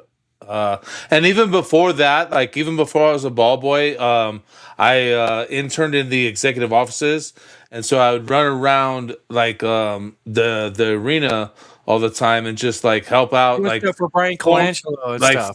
Former players, all kinds of people. It was a lot of fun, man. It was crazy. It was definitely an interesting perspective. And then I grew up in Las Vegas, so I grew up around the betting, since I was 14, 15 years old, Yeah. So it's like me and Snoop met later in life. Like we always talk about it. We probably bumped past somewhere in our basketball years with this. Like I played out that Suns league all the time downtown, like the tournaments. It was just crazy how things worked out. But yeah, dude, the whole KJ Marley, Barkley era, Snoop. He bald boy the NBA All-Star Weekend in '95. His favorite players, Glenn Rice. Those classic All-Star jerseys that like everybody loves. Yeah. Glenn Rice, his favorite player, won the 3-point contest. Yeah, dude. Glenn Rice, people forget about him too. I still have a card somewhere in my card collection where it's like his 40, I think it was a 43 or 41 point night. You know, big deal back in the day. But Glenn Rice, he could knock the lights out of the arena as well, man. Totally. Iggy, I have to ask you something, dude. Because we've been talking for almost an hour now, and like I can totally hear your Dallas vibe, right? Right? Like, are you a Pantera fan? Oh yeah, totally, man. Yeah, so like they're actually from Pantego, and I grew up about 25, 30 minutes from Pantego, Arlington area. So here's Snoop and Dime circa fucking a long time ago. That's so sick, dude. Back in the 1900s. Yeah, when he had his pink goatee. Yeah, like I don't know if people had the VHSs, like I had Watch It Go and stuff like that. I don't know if people really, like they were basically Jackass before Jackass, but people don't realize it. And you were reminding me so much of Dime like tonight, and I'm just like, dude, I have to say something. No, actually, my best friend actually went to their tombstones. You know, it's like they got them walled off. And he went and took photos and hung out there because he still lives with Vinny too. You know, and I'm gonna try to get Rita on my solo podcast. Here's the Thing podcast. I'm gonna hit Rita up, and see if she'll come on. Yeah, dude. There's always the people with all kinds of stories about being in their apartments and like going to their parties way before they were famous. And then like that one friend, he was a bouncer at Ridgely Theater, and they used to play there all the time. Even after they got famous, they were like, "Oh, that's our venue." That's where we kind of went. And I had a lot of friends with CFH tattoo. I had a couple friends that worked at the clubhouse as dancers. So we got to meet Vinny Paul a couple of times, dude. And he was just down to earth with us, and just super sick, bro. Just got drinking, hell raising kind of local guy, man. Yeah, that's it. I love it. Especially in the Pantera days, man. That's what led to the prison days for a little bit. Oh no! Do you want to talk about that? What I can recall it. I need people that were there to recall it more for me, better than I can recall it. Yeah. It's awesome with the Pantera stories, the kings of heavy metal. Real fast, some little one thing I want to talk about in that Nuggets game. What was it? Game 3, 4, the fight. I want your take, Snoop. I want to share something. Let me know when I'm good. Go ahead.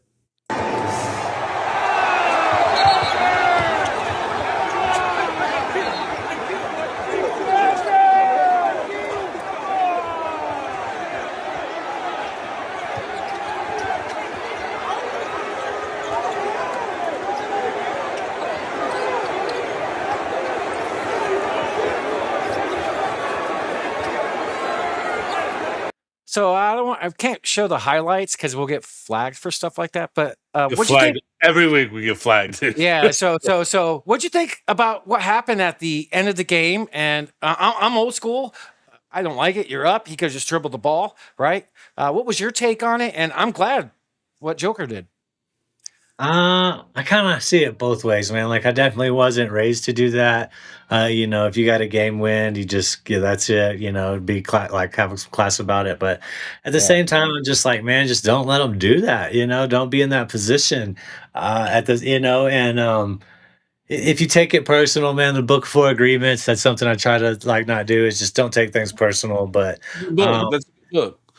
It's if Jokic does, I think I get it. He's trying to send a message like, you guys aren't going to do this to us. I'm trying to get my team rallied. He's the captain. So I also don't have anything wrong with it. I've never had anything wrong. I don't have anything wrong with how Jokic went after the twin brother, Morris, and like people might think that that's way worse, And I was like, well, dude, he kind of, if you look at that, he like basically like going to have to go see a chiropractor after what Morris did him. And then, so he just kind of did it back. So I don't have a problem with what Jokic did at all. But also at the same time, I'm just like, McDaniels, you shouldn't have done it. But I'm not going to get like mad because he did do it. You know what I'm saying? It's not like he did a 360 windmill like Zion to my sons a couple years ago. That's like he laid it in. So it's not like there's a huge sign of disrespect. But if you're up by like 20 something points, like he just dribbled the ball though. That's just all I was taught when I was younger. Maybe it's just different, new. But you're right. Don't let him be in that situation. 100%. And I think that kind of fueled your fire.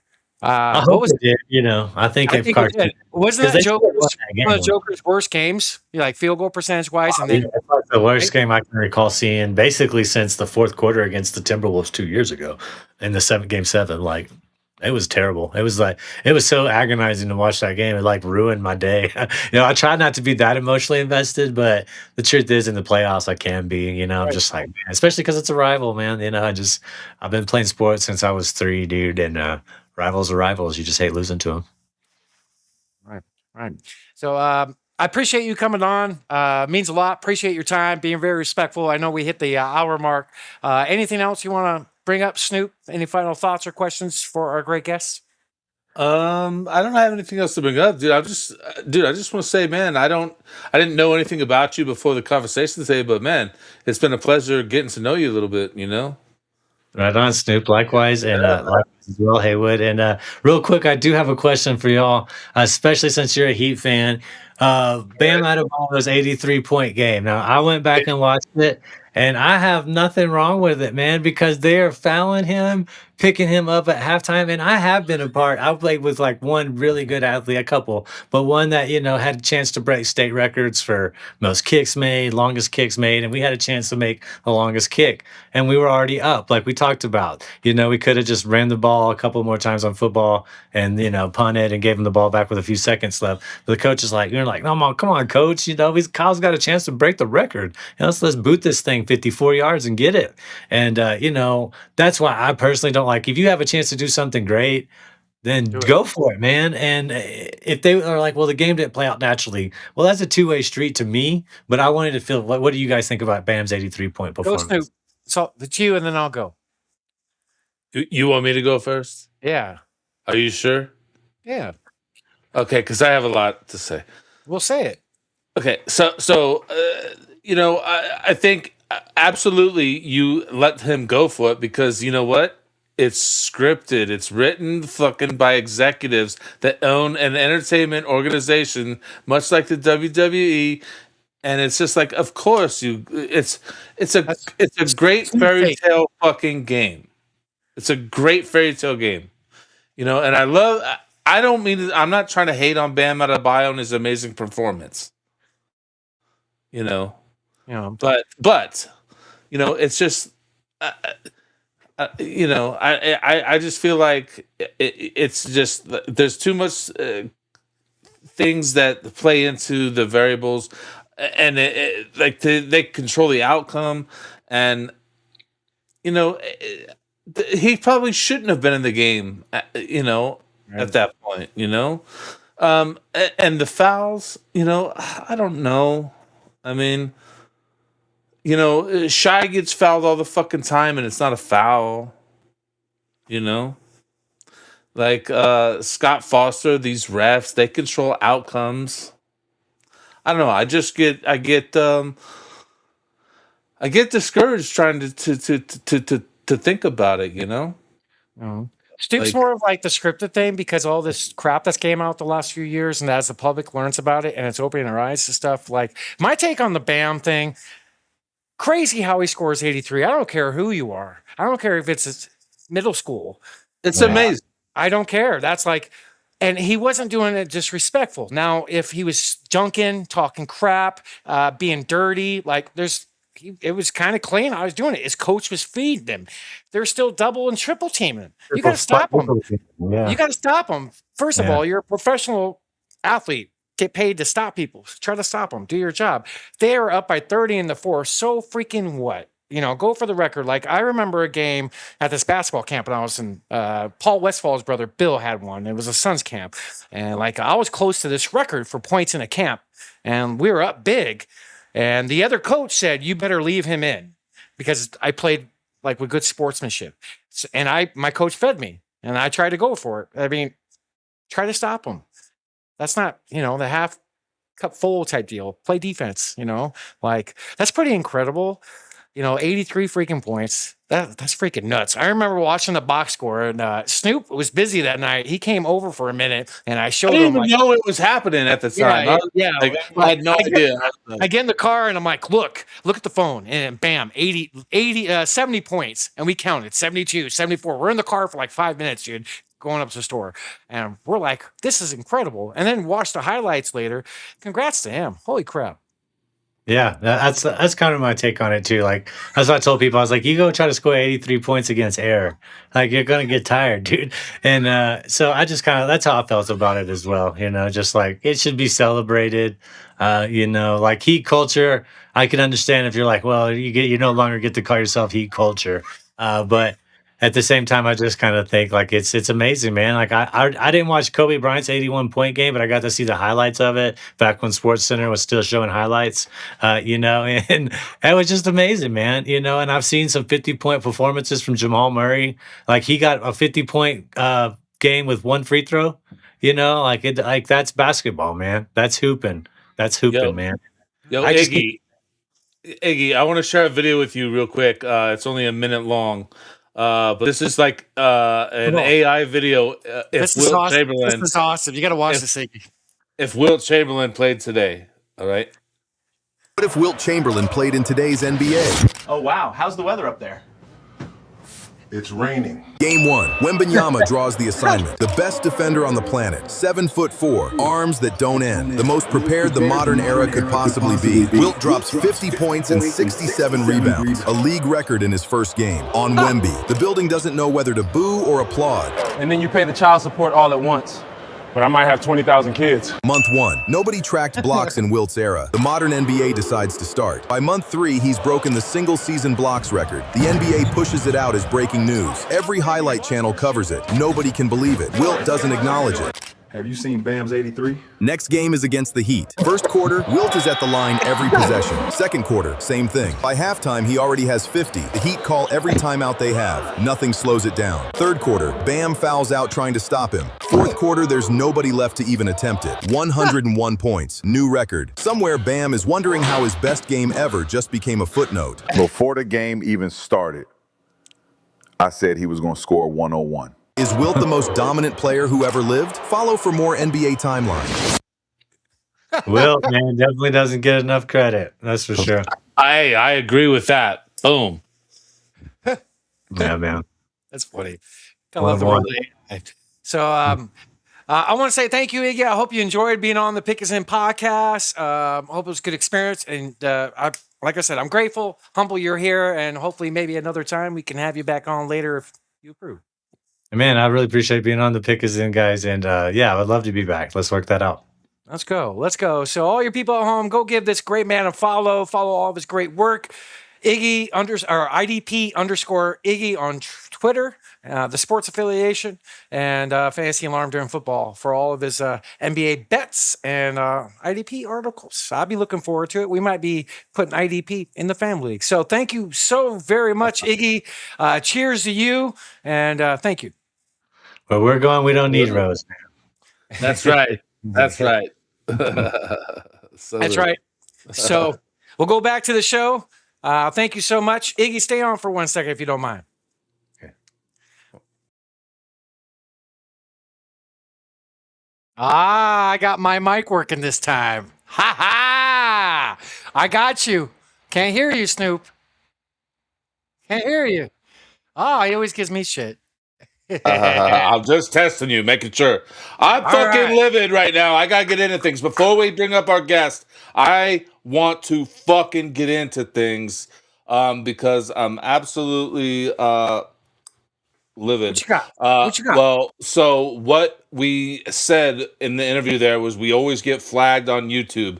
So I want to bring something up real quick because guess what? While we are live right now, we are flagged on YouTube currently at the moment. If you see this this nice looking 3-dot whatever that thing is, we're flagged on YouTube. They shut the stream down, so we can't be live on it. We're still live everywhere else on Rumble, on X, on Facebook. But yeah, they shut us down again. We didn't do no betting. What the hell? And well, what's interesting, we didn't do any betting, and they shut us down for the same thing that they did last time, which we appealed and won. So it's just like, why are you hitting us again with this? Because we obviously didn't do what you said we were doing. Trump, we need trumpets, booze. You got that button ready? YouTube, you deserve one. What's up with YouTube, man?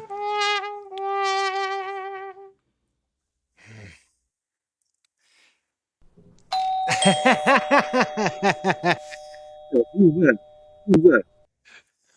Let's Who's there? At the door. What up, baby? Our brother from another. Cheers. What up? How are you guys? Welcome to the pod. Cheers to Carter. What's up? You guys, you talking about the ballroom? Your audio. We got no audio, guy. You got a strike on YouTube. What happened? Because I muted you. There you go. Now you're good. You're good. I forgot. I muted you when you came on because we could hear you, I think, on the stream. So that's my fault. I had you muted. You're muting me when I'm making all these awesome comments? Well, yeah, we could hear. No. I'm saying when you logged into the studio, like we could hear you in the background. So I just muted you real quick just so we wouldn't hear you. But what's up, dude? Good to have you here, man. You were the amazing guest on the Here's the Thing podcast this last week. I was. I think somebody called me Garth. What did he say? Last World. I was Garth, like a more intelligent Garth. And I said that to my wife, and she's like, "Who's Garth?" And I showed her the picture, and she goes, "Yeah, I get it." I was like, "Damn." Well, I think you look like Dana Carvey more than I think you look like Garth. I don't know, man. I don't know if that's a compliment, but whatever. Yeah, I think it's a compliment, dude. Dana Carvey's all right. I think. He's all right. I don't think he's strive to be. I don't know. California 3. No. What I mean is that, like, I hope he's not one of the weirdos in Hollywood. You know, like you're Tennessee 6, but you're California 3. You know? Well, I mean, who makes these damn ratings, anyways? Right. But no. I mean, Dana Carvey's tight.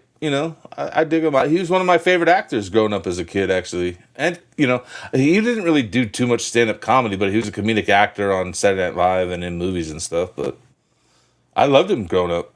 Amazing. And then I met myself on your 3 screen, which drives me crazy when I can't see myself. So I'm like all self-conscious now because like usually you can't. What do you mean you can't see yourself? I just can't see myself. Like I see you, unfortunately. See Heywood. Unfortunately.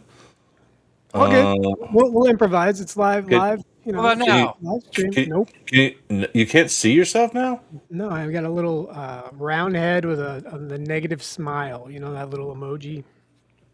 What the hell? Don't worry about it. Well, no, because you're not. Yeah, no, nobody can see you then. So, hey, do me a favor. Jump out and then click the link again and join us again. I could see him on here when I put up my phone. I could see him. That's a handsome-looking fella. All right. Well, as long as you can do it, that's all good. Do you want me to still go out and come back in, or am we just? Yeah, we can hang tight. It only takes 10 seconds. So yeah, I mean, just close the browser and then come back. So yeah, I mean, these things happen when you are live on the fly. So dude, yeah, what is it? What else did Iggy say that I wanted to get into real quick? I said the YouTube thing, and then shit. Yeah, we talked about Dime and Vinny, and yeah. That was cool as hell, by the way. That was a good talk with him. That was a good talk. I enjoyed it. Carter, what's up? Yo. What's the Can you word? see? Can you see yourself? No, Bird. man, it's all good though. Bird is the word. I'm gonna roll with it. I got it. Bird. I'm a professional. Bird is the word, dude. As long as the viewers can see his beautiful face. Party on, Cardi Con. What's up, baby? I can see your beautiful face, and that's the most important. Dude, I'm gonna use that. That's a good one. Well done, sir. Thank you, fasting fake. I'm taking it, brother. Yeah. We're trying to get him on. He's a Raptors fan, Carter, a team we love. So, oh really? He's up in Ontario, Canada. He's up there with my family. My family's up there in Toronto. Yeah, drinking PBRs. Yeah, and paying liter for the gallon. Molson's. Yeah, Molson's Ice. That's right. Molson's So what? Ice. Oh my God, we're dating ourselves on that. Yeah, we are. We are. What up, brother? How you doing? I just checking scores. I'm freaking sorry about I'm not good. I'm not good. Celtics, I don't know what what the the hell Celtics are happened? doing. I don't know what's going on. I'm over it. I love Missoula, but you got to get him up, brother. You got to get the team up. You got to figure out the chemistry between Brown and Tatum. Tatum wants to come in and be the man again, but Brown's been the man, and it's like we got to defer a little bit to Brown here because he's carried the team, so Tatum needs to take a little step back. And I think that, Missoula's got to be like, dude, it's really his team at the moment. You're just coming into something, and I'm just watching, as a guy that's watched this team for years, like the dynamic is so off. But the rotations are off too. Like we're playing them together. It's like, I don't know, maybe we split them up a little bit, right? Maybe we get, Tatum not playing with Brown every single minute of every single game. I don't like it. It's the first time you guys have been healthy all year, right? Yeah, pretty much. I mean, Vooch is back. Everybody's healthy. We don't have any major injuries. I get it. It's a learning experience, but I mean, we're getting clowned right now. I don't like it. I don't like it at all. 106.93. Did Derek White? How did he play tonight? I don't know nothing about the game. He's a shell of himself, man. I mean, What he came the hell out happened? shooting. He came out shooting. He put up a few points. It looked like they were deferring to him a little bit. And then I don't know, man. I don't know what's going on. It's really hard to take it all in. But there's a lot of Boston. I listen to a lot of Boston radio. A lot of talk. On 98.5 about like what's happening with the dynamic and what's going on and blaming, what's his name leaving and getting traded, Anthony, whatever his name is.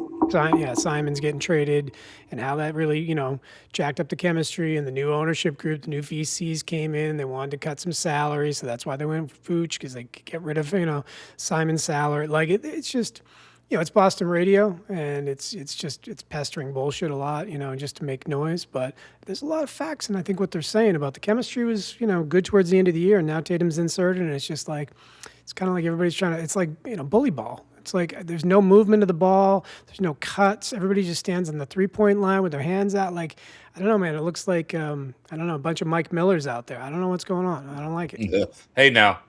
Yeah, well, hey, one shoe. Hey, I wanted to ask you this. I haven't since the Vujovic trade. Yeah. Were you surprised that he hasn't started? No, because Kata's the man. I bet Kata all the time. There was all these limitation talks about Kata, and I just didn't see it. I just don't see it. As a guy that watches him, yeah, he's impulsive. Yeah, he's young. He swipes down a lot. Like, he's that guy, right? But he's learning the position. He's lanky. He's getting minutes. Anchor in the paint, plays defense, rebounds. Yeah, I like him. Gritty, passionate. Knows how to play with his teammates. Knows where they want him. Like, knows how to bounce out and then bounce back. Like, I don't know. I like the Vooch ad. Don't get me wrong, but I think Kate is a solid piece. I think he's a solid anchor, dude. Yeah, I hope to God that you guys get it together, man. Man, that's crazy. It's all the drama. It's like going against Miami a few years ago. We got to take it to Game 7 and then wipe them out, So hopefully that's what happens, right? I know, Snoop, you love that. But, I don't know. Between them, the Bruins, and the Red Sox, man, we ain't looking too good in the whole Vrabel thing. Like, what are we all doing, dude? Boston's, like, spiraling again. When Boston's like this, everybody loves it, man. The sports fans just love when Boston's, like, all excited. And then, of course, we rebound and we start winning championships again and putting up rings and trophies and everything. It's like, hey, Carter, I brought you something tonight. Uh-oh. Did you? That's nice. I did. I brought you some happy Celtics moments. Oh. There's a lot of it. You got like 20 minutes? My gosh. Yeah, right. Actually, well, no, I have 2 videos, and they're each a minute long. So I heard you talking about 0-0 earlier, and I was going to bounce in great. about Parrish, but Robert Parrish, yeah. Arguably the best dude, 0-0 ever. I met him at the Thomas and Mack in Las Vegas one time. Did you? Yeah. It's called the Boyd Center now, right? Yeah. Let's go. It's still called the Thomas and Mack. But Is it really? Might be thinking of a different venue. But Robert Parrish, one of the best 0-0s ever. Ever. Yeah. They say he's one of the top potheads of all time as well, I've heard. That's why he was called the Chief, I believe. His teammates named it that for that purpose. Larry for that drinking purpose. his beers afterwards, and Larry didn't go anywhere without a six-pack, man. That was a team. That's a team, Yeah. Love that. That was a team. So check this out. I got some happy Celtics stuff for you, Carter. All right, let's All right, cheers. Let's cheer him up. Okay. What if Larry Bird played in today's NBA? Stop reaching. This ain't cotton.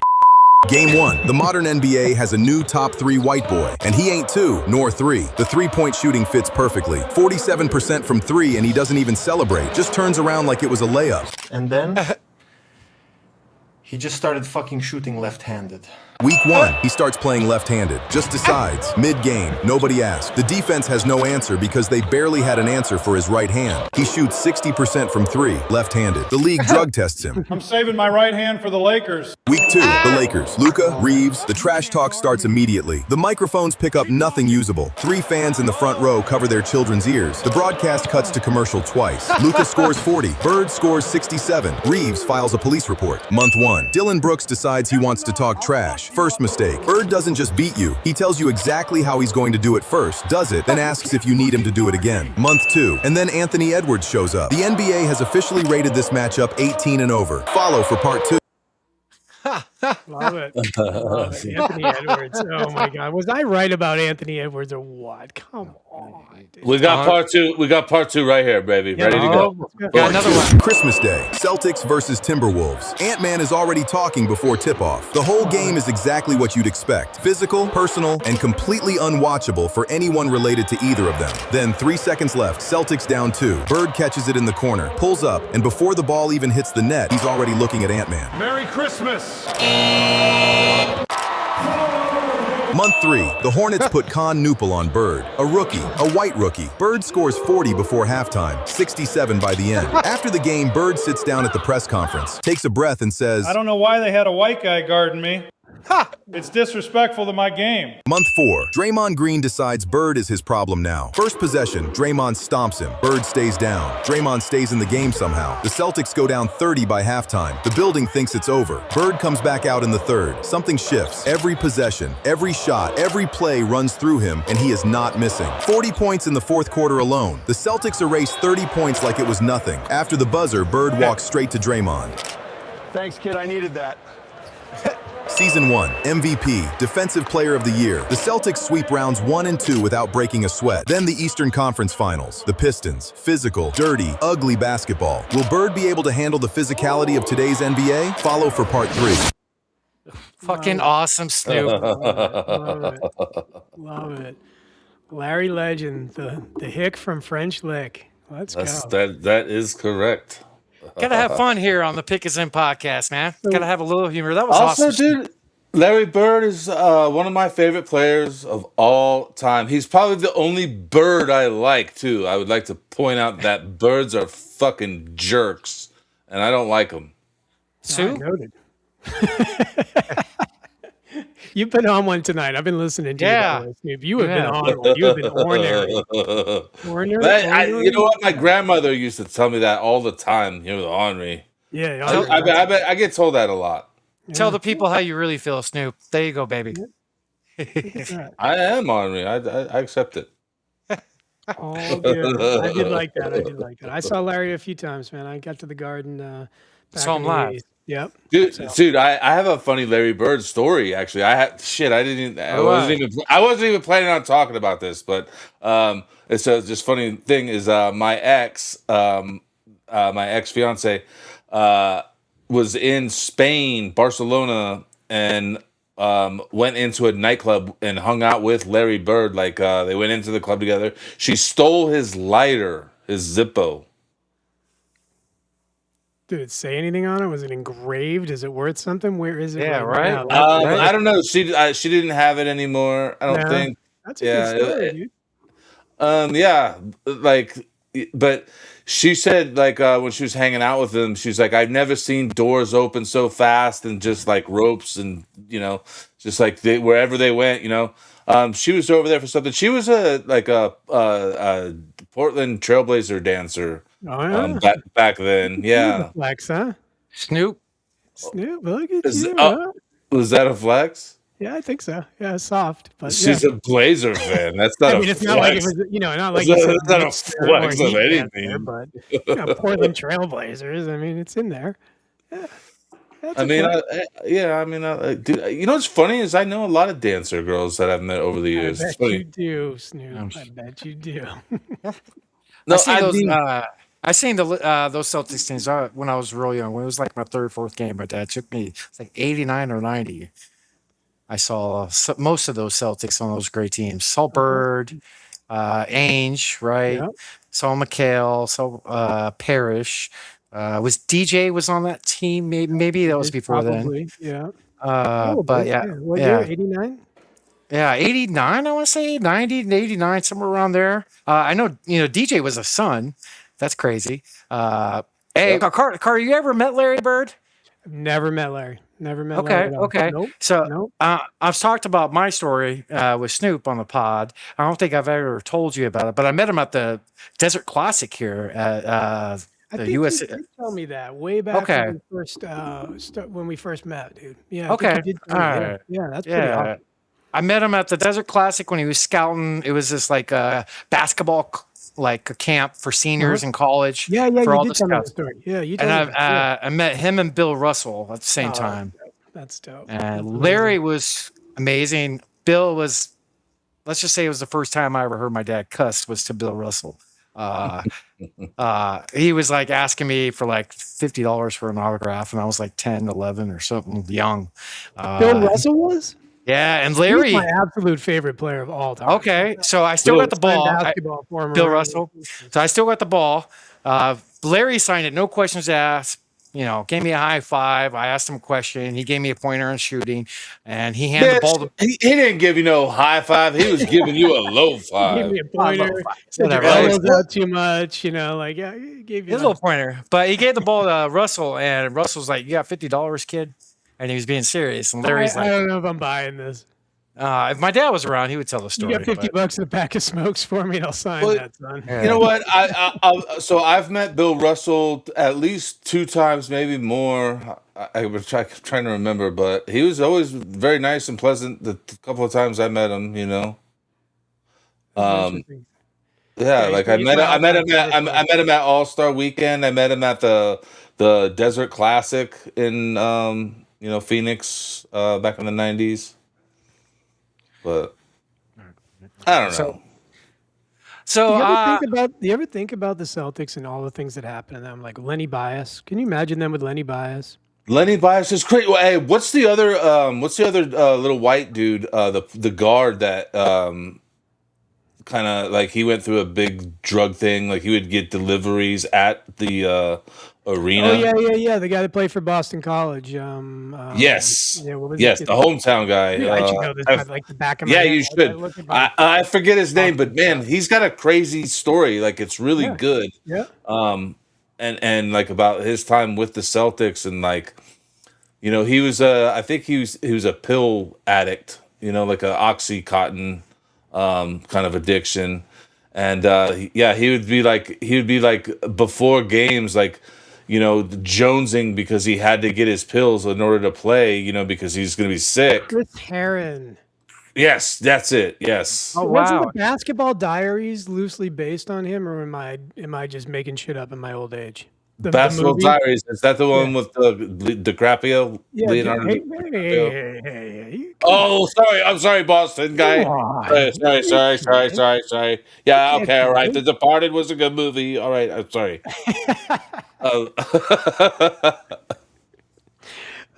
Did you? So you've been to the old garden, right? Oh yeah. Oh dude. Oh, that's awesome. Yeah, been in the old garden. Yeah. That's and, awesome. I was living there when they were going through all the renovations, and that was like, geez, early '90s when they were like cleaning up the north end and rebuilding the TD center and all that. That was a mess back then. And oh yeah, dude, I was all there during the Fenway renovations, and that was my stomping ground. Those were my heydays. I had season tickets, weekend season tickets for Fenway. You sat out in the bleachers on the weekend, and I worked across the street at a place called Beer Works, and I worked the front. I was a bartender. So on the weekends, you'd work for a couple hours for a pregame rush, go over there for 2 hours, sit in the bleachers, drink some beers, come back to work for a postgame rush. It's like the perfect life. It was amazing. Cheers to that. Yeah. Yo, Yeah, Carter.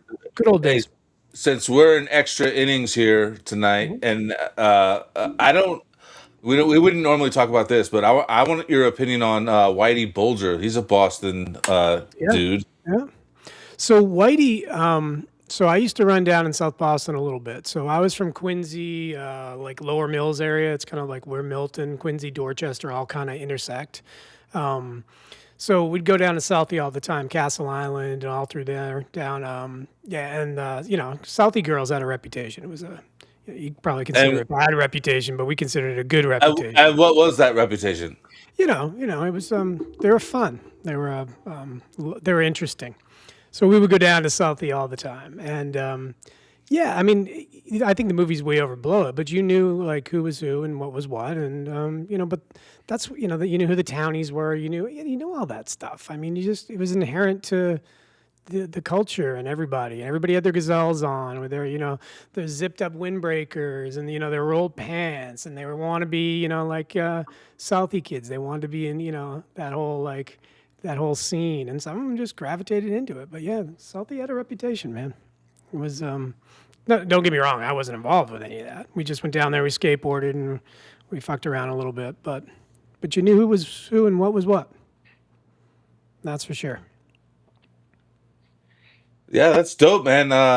He's an interesting guy because like of his brother. Who's his brother?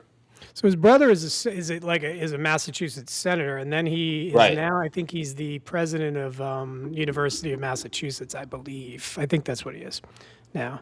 So yeah, the dichotomy between those two, like you have one in the state, like a lawmaker, right? That's like quote unquote not bending the rules for Whitey, and then you have Whitey who's breaking every rule in the book. Yeah. And so, but also, he was an FBI informant. He was. Working and so.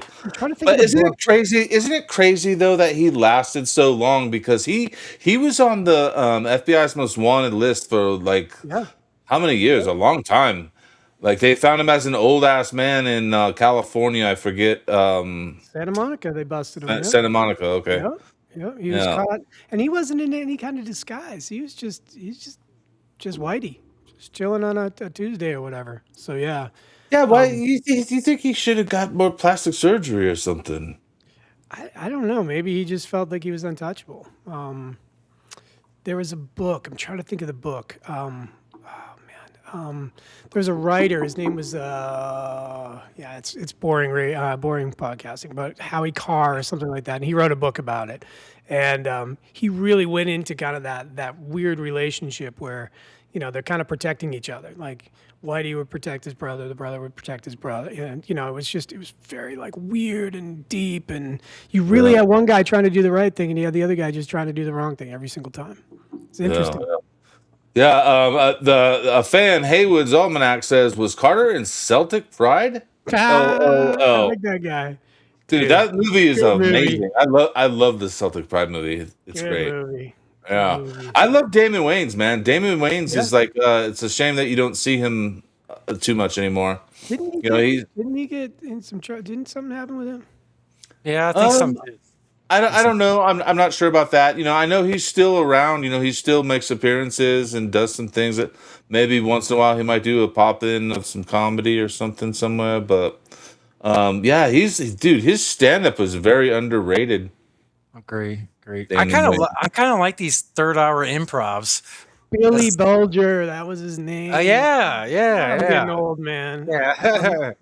I like It's forget okay. things to make room for new things. Like my brain is at that age where it can't get anything new on top of what else is in there, so it's got to get rid of shit. All right, fellas. Get What's new the stuff in. best? What's the best basketball movie? I mean, everyone's going to say Hoosiers, but we just watched Hoosiers, and I don't know if it holds up to this new generation because I watched it with my kids, and they were kind of like, huh. It didn't have that same effect that we had when we watched it back 20-something years ago. What do you think it is? Snoop or me? Either one. Snoop. So before I give my answer, can I guess Heywood's answer? He already knows it.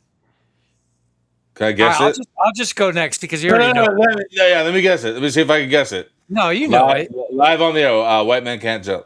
Hands down. Okay. I love that fucking movie. It's a good one. It's a good one. I was thinking about saying it. I was like, oh shit, Heywood's gonna see this. The original. Yeah. It might be mine too. I'm trying to think of mine. I'm not sure what mine is. I'm buying time, so cool. I played on I think every court in that movie. But what do you think of the Teen Wolf or Air Bud or something? What did you think of the sequel to White Man Can't Jump? So it took me a couple of years to watch it, but finally when I watched it, it actually wasn't as bad as I thought. It actually was it's not bad. It's not bad. We never watched it. It took me a while, that's for sure. But yeah, it's actually pretty good. But I love the original movie. Sidney Dean, Billy Hoyle, baby. Yeah. Snoop's mom's so drunk, she can't. What's the joke? Snoop's mom is so drunk she's an astronaut. Remember the joke? No, I don't remember the joke. No, you want to tell me about it? That's a funny movie. But what about Hustle? Hustle was a good. That's a good movie. Yeah, I mean, he showed his acting chops there. He got game. That's he got game. Yeah. They air up there. The one with Shaquille O'Neal and what's his name? I was going to say I think Blue Chips is probably going to have. Oh yeah, my pick. That movie. But, I'm trying to think of there's other ones too. Like you said, Hoosiers is so good. It's hard to not pick that one. But yeah, Blue Chips when I was growing up was like, in the theaters, a popular movie.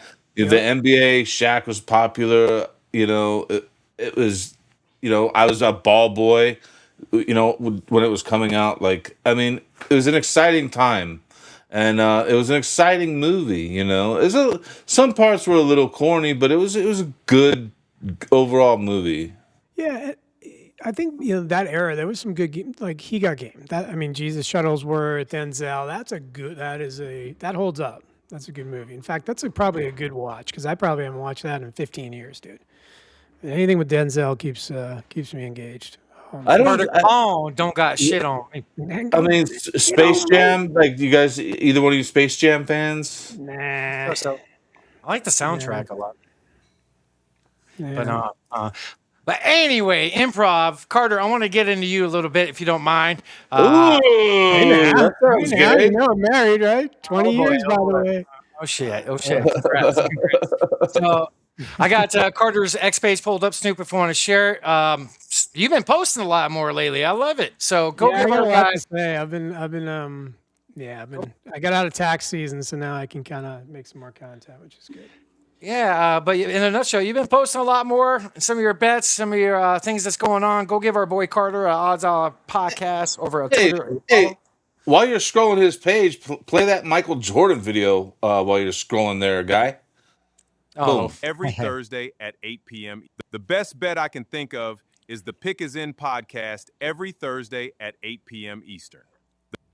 He knows. How did you get Michael to say that? He knows. That's crazy. Dude, I'm from Highland Park. I was literally born in Lake Forest, Illinois, which is where Michael Jordan had his house, So, dude, I just reached out and he was happy to do it, man. He's a big fan of the Pick Is In. And you got in the time machine on top of it, which is pretty cool. Right? Let's go. Love it. So how's the world of sports betting and live betting working for you? WNBA just kicked off. How you been doing? I'm on give your insight, what you see. I'm glad to see that you're starting to post some more, and that's good. I know on the other platforms you do, but good to see. And you've had some good nights and some close to very big nights. And just give your take, what's going on in your live betting world, and other things you want to discuss with possibly cappers and anything to do in the sports industry as far as a whole as betting. Yeah, betting. I mean, tonight was a mess. It's funny. I just made a video this morning. I've only had one day where I didn't hit bets. I'm putting up the finger. I'm all proud of it. And then today, I don't know where I stand. I haven't checked it yet. But Cada just got me at him for 12 rebounds. He finished with 11. So Missoula parking the starters at 10:18 of the fourth quarter, down by 20. I get it. But when you're coming into 12 and 14 runs, we got to get the starters back on because it's game 6. But anyway, I digress. Gambling's been good, bro. Yeah, I've been hitting pretty good the past 3 or 4 days. I did go through about 3 or 4 days there where I was break even, slightly losing, but yesterday was good. Hit a nice big one yesterday, hit a couple more. Again, guys that know me. I'm a live better. I don't pregame bet. I think pregame betting is how can you predict the future? People are always like, well, you know what's going to happen. Somebody's going to get 10. No, they're not. I mean, you never know. You never know what's going to happen. So I'm a read the data guy. So I always tell Heywood when we're getting ready for the podcast, dude, don't even pregame. Let's just roll. Don't pregame bet ever. What are you doing? And don't follow. Dude, you know what I was doing today for fun? I took 15 minutes to look at the parlays that FanDuel is suggesting that, some capper someplace suggested, and it's like, my God, there's 3,800 people playing this bet, right? And I'm thinking One bet. Plus 1,200, plus 1,265, and it's got the most ludicrous shit, like nah for 20 points, I forget what else, it's live betting in the playoffs. We can't pregame bet the play. I don't know what we're doing. I don't see how people are doing that. I do know how people are doing that, and you said, what do I see with cappers? I mean, there's a lot of stuff going on in the capper world. And if Get into that. I know you have some gripes, and so do I, being in the industry. Let's talk about that.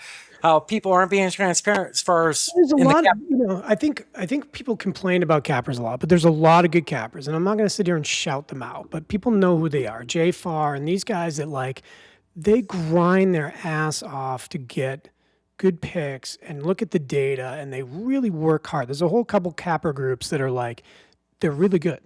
And I feel like they honor the industry. And what I mean by honoring the industry is it's not us versus us, it's us versus them. It's us versus the books. It's us versus Vegas. It's us versus anybody. We got to be a collective. We can't eat each other. We can't you can't be incestuous. You know what I mean? It's and I feel like cappers just prey on the bad ones, not the good ones. They prey on the naive new bettors or the shiny object, and this is nothing new. It's been going on for ever, right? But it's just with Twitter right now, gambling Twitter is it's been a cesspool for the past 2 or 3 years, falsifying slips, fake slips, tucking slips, not releasing slips, releasing too many slips, flossing too much. It's kind of like social media in general. You don't know what to believe anymore, right? And that's almost the goal. Somebody that's grinding, some of the people I just mentioned that literally I was paying $40 a month for just to honor, just to be in their chat rooms because it's a collection of awesome people doing awesome shit. I didn't tail a lot of the bets, but I really wanted to see what people were talking about and how people were at that level. It's like an all-star level, right? Down to these other people that are just, putting together bullshit and flossing it and then, trying to get their subs. And it's a game. And this is my soapbox, right? If I have a Discord and I'm charging you $50 a month to be in my Discord, right? And I get 500 people. I'm making $25,000 a month. $25,000 a month times 12. Dude, I'm making over $300,000 a year off you idiots, right? By giving you just crap. And then people are like, well, I'm quitting in the Discord. Well, now I got to deal with churn, and I got to deal with the fact of I'm losing all these subscribers. So I got to replace all the subscribers. So now I turn into a marketing agency because now I got to replace all my subs. So I'm not concentrating on the picks. Whereas the big all-star cappers, they're making, strong 6 figures, 7 figures, plus all the sponsorships, plus all the like they have so much going for them that they're concentrated on the picks. They're not concentrating on the marketing. Right. So I feel like all these upstarts, and you see them every couple seasons, especially in baseball. Somebody will hit a 3 or 4 leg parlay for home runs, right? And they'll cash out for 80 or 150 or $250,000. And then they'll open a Discord and everybody comes in and dude, the guy goes 28. There's a guy yet last year, I think he went 34, 35 days without hitting a parlay that he released. Oh my gosh. And people that are listening know who that is. But he's still getting subs. And, he's a legit good guy. He just couldn't hit a bet to save his life, right? Dude, can I tell you something about subs and what pisses me off right now with X a little bit is that so like I have people could subscribe to me for $1 a month, okay? Which is nothing, and I feel bad because I don't put out enough content to make it worth $1. First, you get early episodes, of the podcast and whatnot. So, I mean, there's a few things that you get with it, but it's like X stole my subscription money from me.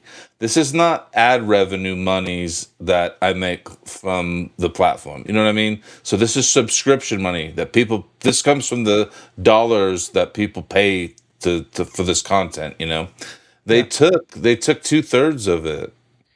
And, like when you try to contact them to rectify it, it's a nightmare. I feel bad. Like I don't even want to promote people subscribing to me because if I'm never going to see that money, I don't want you to pay to see, what I'd rather. It just goes to show like good work. You do put out enough content, like, for that, Snoop. Your content's good, but just to shows like the hard work and the work you put out, honest man working, doing it, getting screwed by the system. And like in a similar aspect with, people are paying for subs to people that are putting out picks and not just being transparent and stuff like that. People not hitting for a long time. It's just like, put your money in the right thing. But that's the industry, right? And that's what I mean about pregame betting. That's why pregame betting is to me, it's such a scam, right? Again, I'm going to separate that 5 to 10% of dudes and women that really work the craft, right? That are really good at what they do and they really have empathy and really care about your money and your subscription dollars and try to work their ass off. I'm going to talk about the 80 or 90% of people that just are disingenuous motherfuckers, right? And what it turns into is pregame betting, it doesn't work. You can't have a subscription service. You can't pay for picks for live. The odds change too much. You can't share a link. When you share a link, because of the breakdown in time, right? Yeah, of course, right? Yeah. So pregame betting is for lack of a better word, it's the platform. So we got to get everybody coming in, right, to get these picks pregame. So pregame, to me, that leads into FanDuel and all the other books just setting disingenuous lines on top of it. Because when a game starts, right, the first 6-7 minutes of a game, the lines they tank. They're terrible. I mean, you know this. The lines are just terrible. Do not bet the first 6 to 8 minutes of a game because somebody's hot and you're going to get plus 3,000 on. I mean, negative 3,000 on them. You're not going to get what you need on them, right? But then, the books come back into reality. The second tier of guys come off the bench and they start, everything kind of adjusts and you can find your spots. But pregame betting is that Discord. And when I say Discords, I've been in Discords with 50, 60, 70,000 people. And each one of those dudes at the very least is paying $20. That's a lot of money. Do the math, man. That's a lot of money. You got to feed the machine. You got to get. Well, I've heard about these Discord groups for like X growth as well. Mm-hmm. A lot of these groups get together and they all promote the same content, and that's how a lot of people are getting a lot of views and promoting agendas and all kinds of stuff falls into it. Yeah. And they all meet up on the Discord and. Pump the same content. Yeah. Yeah. So yeah, I don't know. me, I have a Discord. I've never really used it. Like, I don't really understand how to use it. I have one. We're gonna work with it a little bit. Like when we started doing the live streams with the Phone Booth podcast. before this baby Pick-a-Zin was born. We used to do the phone booth live streams. Well, think about it like this. Yeah, I right? totally know what you mean. Like Carter, with what you were just talking about. Like, there's not many cappers out there that like I will even look to. Every now and then, I might go to one or two just to look to see what they're cooking. You know, maybe something I'm thinking. But it's really hard to hit consistently with these pregame betting discords. It's just tough. There's not many great cappers, man, and dishonest It really ones. isn't. Honest You ones. nailed it, and that's what I mean by when I say that 5 to 10%, right? And those 2 or 3 groups that are out there, people know who they are, right? And they go on cold spells, but they're transparent about their P&L and profit and loss statement. I mean, they're going to show you what their bets were. They're going to show you what they hit and what they didn't hit. And I believe that if you're going to offer picks, and that's why I ran a Discord for a little while, and I've been in a ton of Discords, and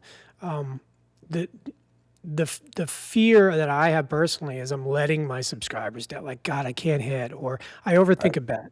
It's like almost every bet that I release on X, like I'm one leg away or 1 point away, and it's like, meanwhile, I got 8 other bets and I hit 6 of them. I just feel like I overthink when I'm releasing to the public or what I'm trying to do, and I take that really personal. Like, Me too.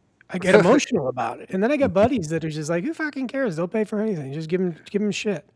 And it's like, that's not, to me, that's just not that's just not the way to do it. Don't put, 1,000 people in a Discord and just randomly release 4 or 5 slips and be like, I didn't even give this a lot of thought, dude. It's like, oh, Aaron Judge for a home run. And, oh, we're going to, it's so disingenuous to me. Like, It is. So if you don't mind, you have something prepared, something that happened in the world of sports betting lately with what we're talking about.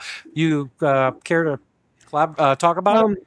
Yeah, I mean, it's not, and I don't know who these people are, and that just shows you how fast some of this stuff comes up, right? But and there's 2 sides to this. So I'm not the expert. I'm not like TMZ. I have no. And real fast, sorry to cut you, Carter. We're not here to blast anybody. We're just saying, like, we're trying to give you smarts about how to make your judgment when it comes first to of all, bets. don't enter a Discord ever and think that you're going to go in and you're going to start hitting, okay?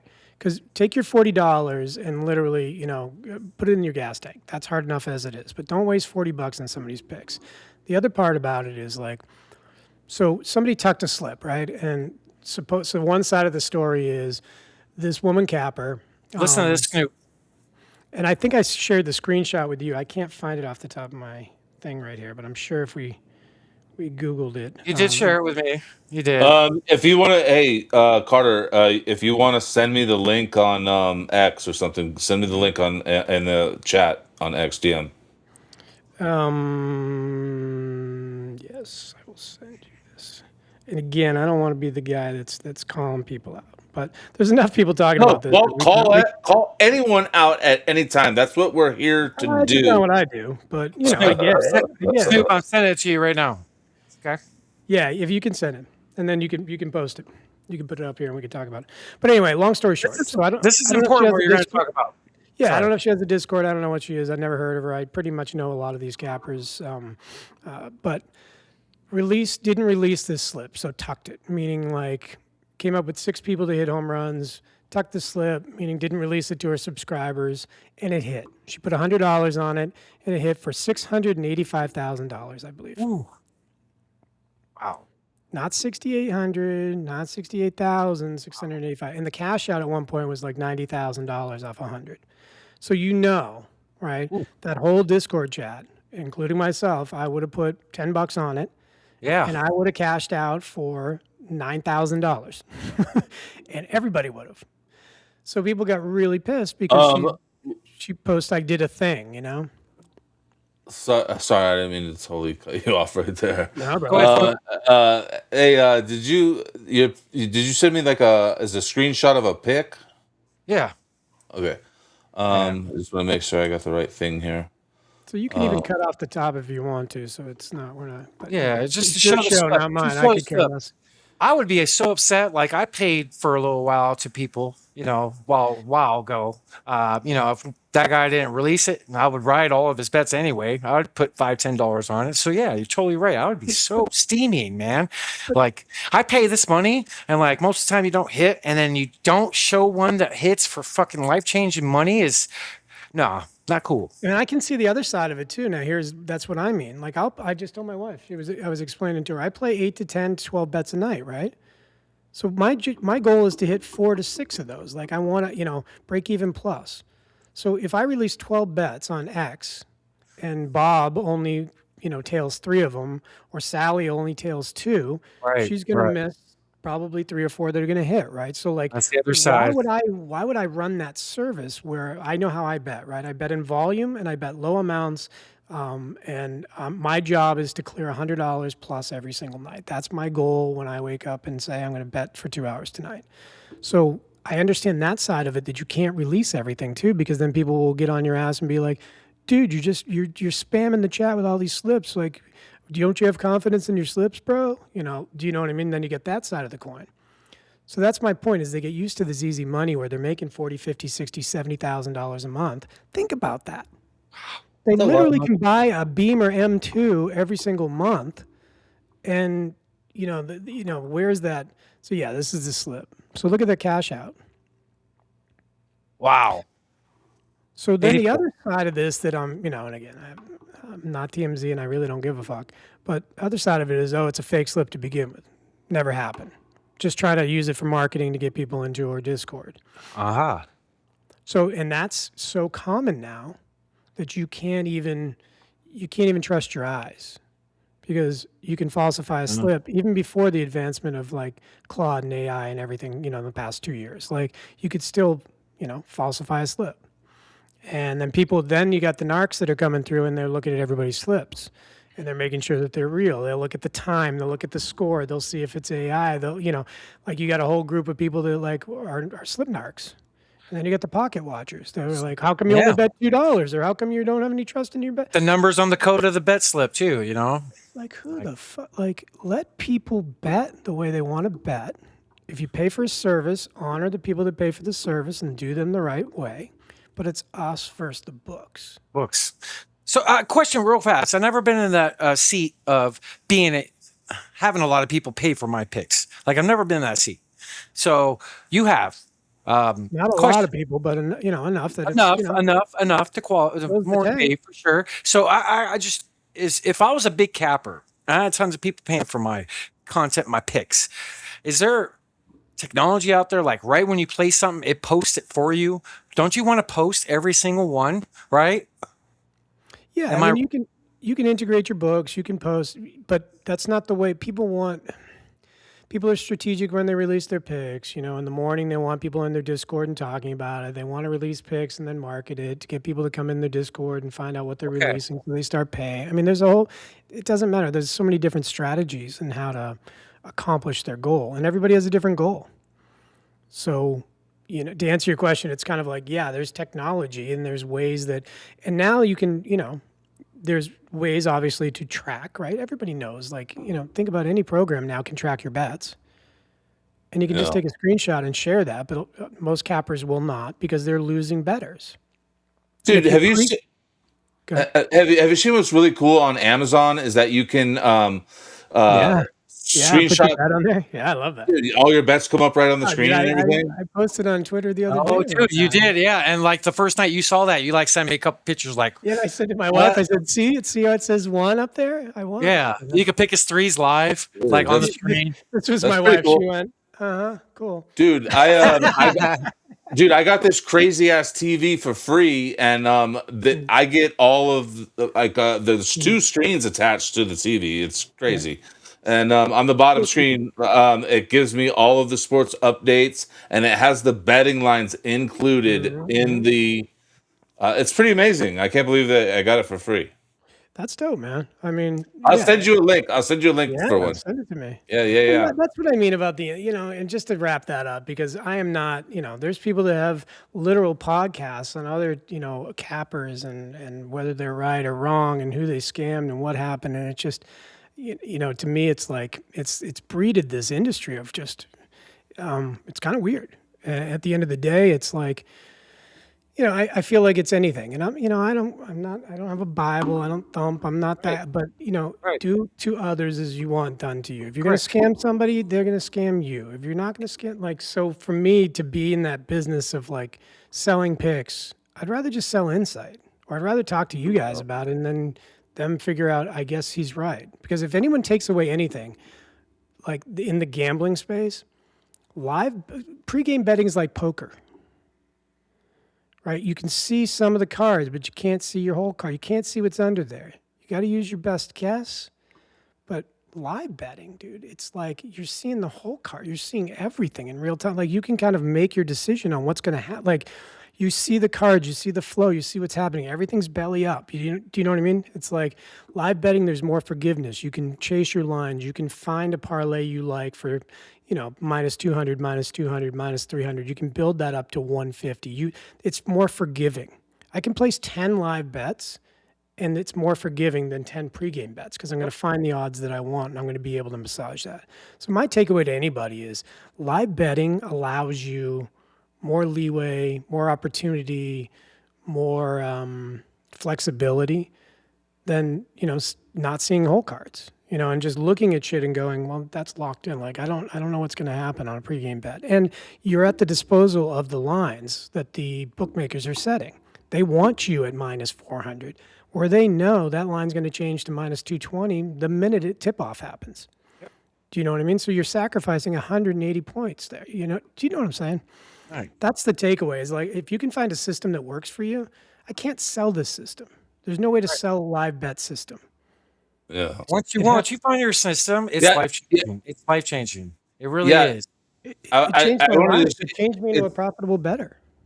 It's crazy because, you can't sell it. By the time you would be able to sell it, it's too late to sell it. That's interesting. Right. And I was working on something a couple years ago, but it was a pregame tool, and it was based on predictability, and I really was proud of it. And I put a lot of time and effort and money and work into it. And then, I can't believe in it anymore because I don't bet that way. So I can't sell a pregame betting tool, even though I think it was amazing. And I have people that still hit me up and go, whatever happened to it? And people were paying for it. And it was. You still got it in. When you pregame bet, you usually do very well since you changed your strategy. You do it every now and then. You don't ever do it, but when you do it, you're very successful. I do it at 5, like I'll do 5 points, right? So I'll find 8 to 12 guys at 5 points or 4 rebounds or 2 assists. Like I'll be very conservative about the way but I think I did 2 live bets. I'm 2 pregame bets all year. Like I'm not that guy anymore. So to your point, I got some breaking Wemby news. I don't know if you have this. I don't know if you have this pregame betted. Oh, crap. What if Wemby played in the 1950s?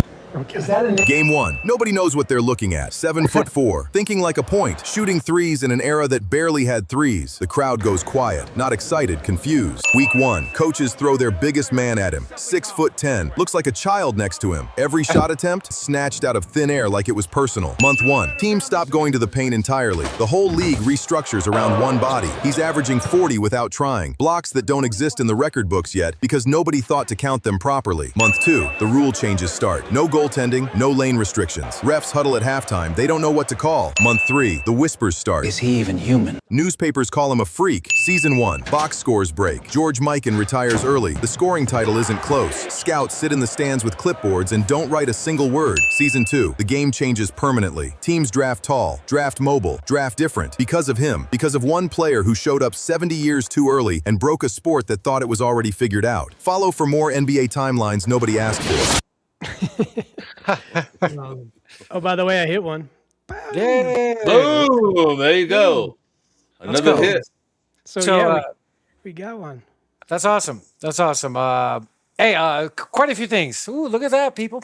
Wow. Hold on. Let's go. Oh, that's a good one. Let's go. There we go. Wow. Nice. 289, we'll take it, right? Well played, sir. Well, I bet. Right before I came on with you guys, when my mic wasn't working, just check things out, looked at some of the trends, opened the Real app. Shout out to John and the boys. Hey Carter, I gotta ask you while you're full screen real quick. What do you think of the new logo in the corner of the video there? I love it. The pick is in the transparent. It's tight, huh? Looks good on the screen. Yeah, it glows. I like the little glow on the edge. Yeah, it's dope, dude. I do like it. I mean, of course. Come on. Yeah, it's dope. It's dope. Look like Wemby had the DeLorean going back to the 1950s. Quite a few things I want to touch base on what you said. You went over quite a lot. Man, I don't even know where to start. I could talk for 10 hours, dude. I know you can. I love that about you. But you're a good conversation. So I feel like we've never really done this type of talk, like in depth, show somebody's other work. I feel like you brought this to my attention. And I'm like, I feel like we got to give back to the people and tell them like what's like good things that they need to hear and be smarter and not to, choose wisely on who they follow and their bets and stuff like that. Just I feel like it's a good thing that we're talking about it. We're not here to try to put people on blast. We're just trying to help people, make them make them a better person overall. I think we do a good job between comedy and real like news and like talking about stuff, getting deep into it. I think we do a great job of that. But I think thanks to coming on and talking about it, that was freaking awesome. And just be careful out there and like. Grandma said it's always going to come out in the wash. You know what I mean? Like your run is going to end if you're disingenuous and you're scamming people. It will end. And if you're trying hard, people are going to know it. And, there's so much empathy for people that are trying hard and just on a down streak, can't hit. They're not hot right now. They'll get it back. Stick with them because if they're good people and they've made you money, then keep giving them money because they'll give you more. Yeah. There's some great cappers out there. Like really good ones. And they take care of their people. They're like, I totally know what you mean when you're talking about when you put something out, you're so prideful and you care about the people. Like you put a lot of pride and heart into it, and I'm very precautious. Like I feel the same exact way when I post something. I place many bets since I've been on X. I am thorough and I put everything into it. So my heart's out there because I care. I want to help people, and I think. You just got to follow those trends of like what you see, look between the lines when it comes to stuff, like you said, like people will post stuff just to get a certain number in their Discord early in the morning, or just, there's a lot of influences when it comes with it. And just be careful out there. And you never know, like if you find somebody, and again, people pop all the time, man. It's like an artist, right? I mean, someone's going to pop and you're going to be like, dude, where you been? Like, dude, I've been grinding. That's where I've been. I finally got put on, right? Like it happens in music. It happens in gambling. It happens in anything. But, defer to the people that have been there. And if they're accepting that person, if they're co-signing her, right?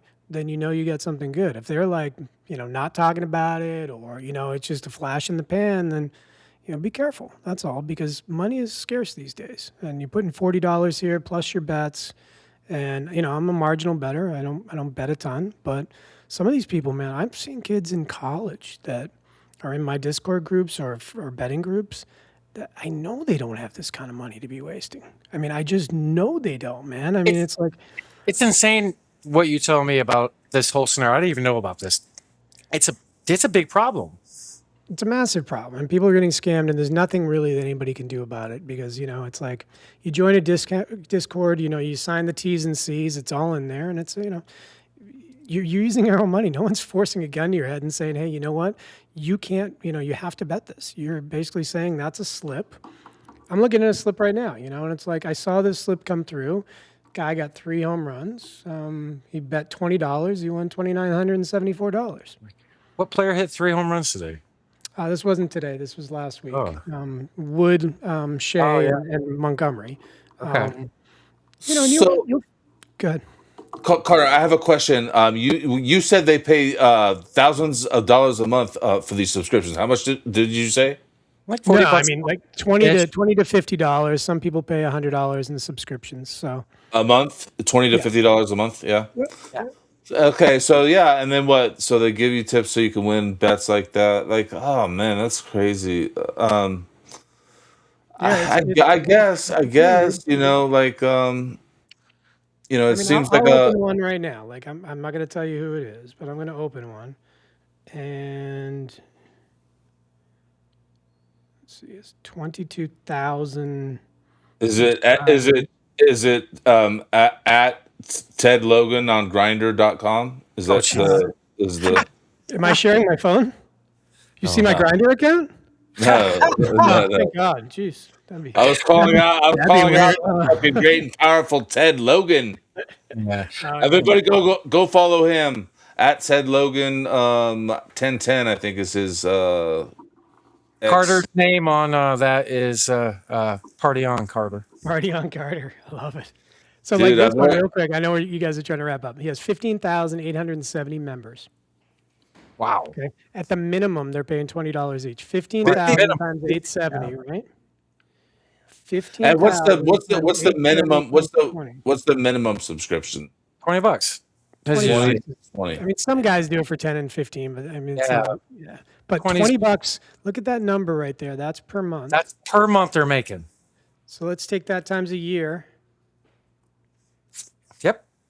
And I'm going to tell you, he's a name, but he really treats a lot of people bad, and he hits. I mean, he hits, but it's like, I don't know, man. 3.8 million plus.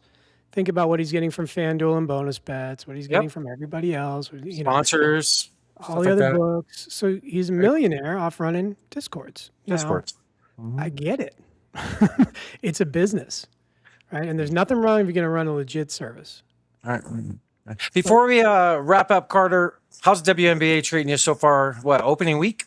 Yeah, it's preseason right now. So okay. So the only person that comes up for pregame bets is Brittany Griner, who literally can't put up 7 points to save their lives anymore. So like yesterday, I went in. I'm like, I wonder what they have for pregame. I'm like, Brittany Griner, that's it? That's all they got? And they had Brittany Griner for the minimum of 10 points. I think it was 6 rebounds. And I think she put up 7 points and four rebounds. So even the books are fucking with you during preseason. Do you know what I mean? Okay. Are you going to be nice to Sophie this season? There's a new one, dude. What is her name? I was thinking about you when I saw her. I think you like the blonde ladies. Oh. No, I only like the one. Here's the thing 2.0. So, Sophie, if you're out there watching this, and we know that you are, just hit me up because you're the only one. You're the only one. I love you, Obi-Wan Kenobi. You're the only one. So with preseason, is it like your tune-up as well up to the season and see I just like to look. So my morning, I look. I'm so boring, dude. I sit outside, listen to the hummingbirds, and watch them, and sit there and go, how did Pow Pow do last night? Okay, she had 13 points, 3 rebounds, 4 assists. Okay, let's see. What did she do last year? How is she trending? Like this is what I'm doing, dude. On a Thursday morning, looking at this. Hey, how did Van Lith do last night? 5 rebounds, 6 assists, 1 rebound. So I'm just taking it all in. I'm taking the data, using it as a foundation. And there's a lot of new names that came over from overseas and a lot in the draft. So I'm trying to figure out who the new people are. And if I don't recognize a name, but they put up 13 to 15 points, like where do they come from? What did they do in college or what did they do overseas? And then try to figure out any kind of rotational information I can find about them. Like, are they actually going to be, are they going to make the bench or are they going to start? You should know, because as we established on the Here's the Thing podcast this week, that you are a government agent that has been around the world and spied on everyone. So spied on everyone? No. Government agent, possibly. Right. Credentialed? KGB for Hong Kong. Could be. Chinese secret police, actually. We're fucking surprised. Bad people. We'll tell you some stories. Sure. All right, so not the Chinese, the secret police. Oh, okay. Take it wrong. Yes. Are you lightly betting on WNBA this week? I'm not betting anything right now. No, I mean, again, there's no live bets available, and only the pregame bets are like the big names, and they're only playing marginal minutes. So no, it's a hook right now. So no, we're not doing it. I'm just trying to look at the data. But we start on the 9th, I think May 9th, May 8th. Thursday night's usually a good night for games. Dude, let's look at next Thursday and see what we got. Hey, you should change your handle to Data Carvey. I don't know if I'm going to embrace this thing now. I don't know how I feel about this. Data Carvey. Dude. Dude. Yo, freak of the Party on. spreadsheets. Data Carvey, freak of the spreadsheets is born. Oh, he's writing it down. I am right. I'm already getting the URL right now. Yeah, you should. Don't you do it. I know there's 2,400 people watching this thing. You don't. Dude, we got URL. burned back in the day, like probably 20 something years ago. We got burned buying all these domain names that we thought were gonna be tight. Yeah. Yeah. We were buying like Frito-Lay and fucking stupid FordMotorCompany.com. shit, right? They'll pay me millions. They yeah. went into court lawsuit. They're like, yeah, we have established eminent domain on your domain. Oh, that's cool. So, Carter, a couple days I've sent you over the last week. I had some time capping for baseball. Yeah, you've been doing good. 70% of mine last week have hit, and I've been hooked on to make it close to 85% on hooks. So I've been doing good. So pregame capping. You do the data. You dive deep. You got strikeouts on lock. Like, oh, that's dude, why I tell your slips without even. I don't even look. Yeah, you strike out more than anybody else I know, guy. Just a bit outside. Just a bit outside. No, like this morning with schemes, that was like one of my best bets in a while. Oh yeah, dude. Plus 1,500. That's crazy.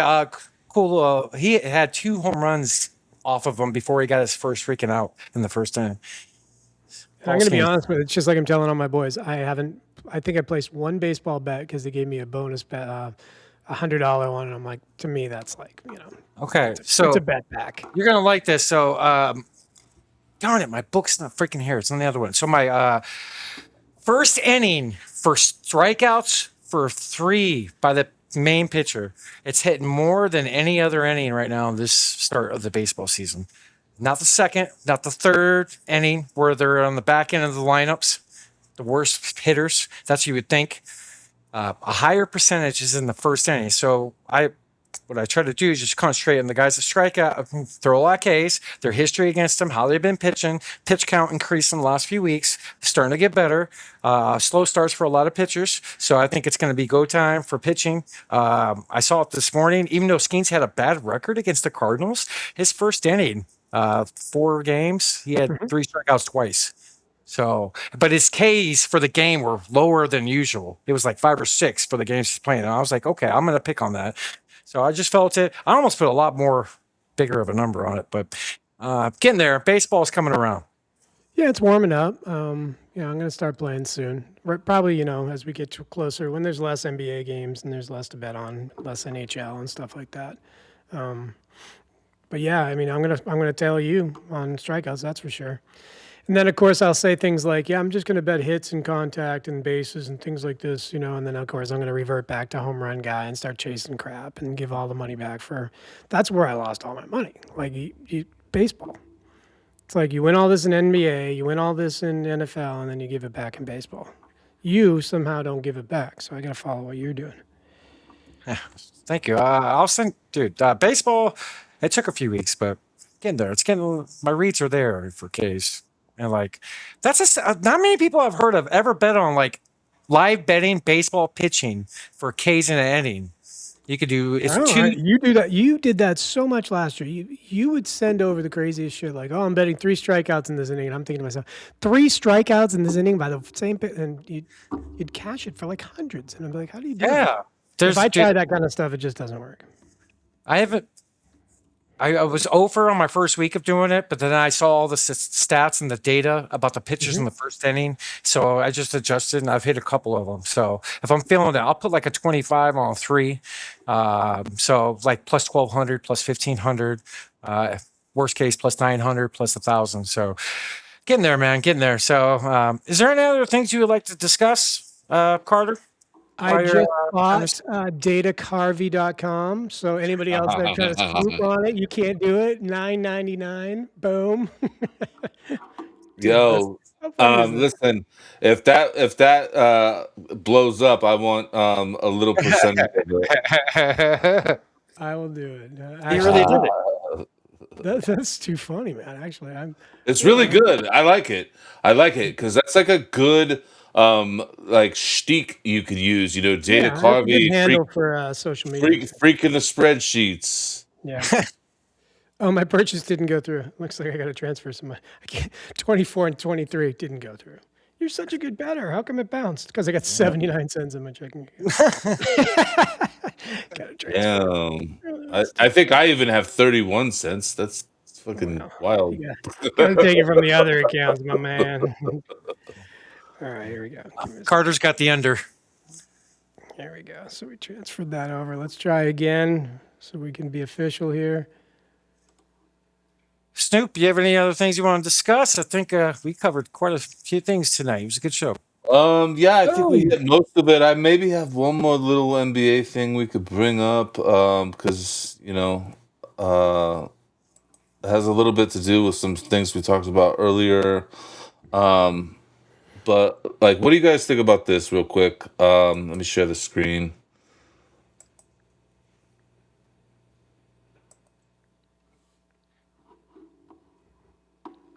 So it all makes sense now. James Williams, the referee that Devin Booker called out, is quite literally an Oklahoma City Thunder fan. Carter, did you see this? With their players. He is the executive vice president, head of referee operations. Look at this tweet, Carter. Yeah, I guess this is a chain of tweets. Like, I wish I could blow it up a little bit I'm bigger. looking at it on X right now. Yeah, I can see it. To see, I actually looked into it, Snoop, Wow, last look at week, this. bro. Is this real? Is this real? Bro. So, yeah, I mean, like, yeah, he's definitely, you know... Well, I'm getting feedback. My bad. He's definitely, you know, putting it out there that, you know, Is this- he's encouraging Thunder up because, you know... Can somebody AI this stuff to make a post? Of course. Yeah. Of course. We went in the DeLorean and got Jordan to give you a promo. Yeah, we could do anything anything. we need to do, dude. That's the cool things with AI. They made Michael Jordan play basketball with Bugs Bunny, dude. They can do anything. Poor Mike. He's a good actor. I don't know what you're talking about, okay? So he I didn't say he was a bad actor. You should see Mickey Mouse, my man. All right, yeah, that's some weird shit, though. Not weird. That's They're I don't old like tweets. this. They're old tweets. I don't like it either. It has the Thunder logo on it, and like that counts legit. We'll find out if there's anything more to come out of this. That's crazy. Because, you know, you guys mentioned it last time. I mean, Book was pissed, right? You don't see Book get angry like that. And I heard you talking about Book earlier. I got opinions. We don't have time. But, you know, he was pissed, man. And he was pissed sullen. Like, when you're pissed and you don't want to talk about it pissed, that's where he was, you know? It's like when you get in a fight with the missus or something and you drag it out, like, hey, why are you really angry? And then all of a sudden he's just like, okay, here's why I'm angry. He was. You know? That's probably the most pissed he's ever been. He was cool, calm, collective, and he dropped the ref's name and like said WWE scripted and like, but he said it in a very professional, cool, calm, collective, like legitimate way, and it needs to be heard. Yep. Yeah, for sure.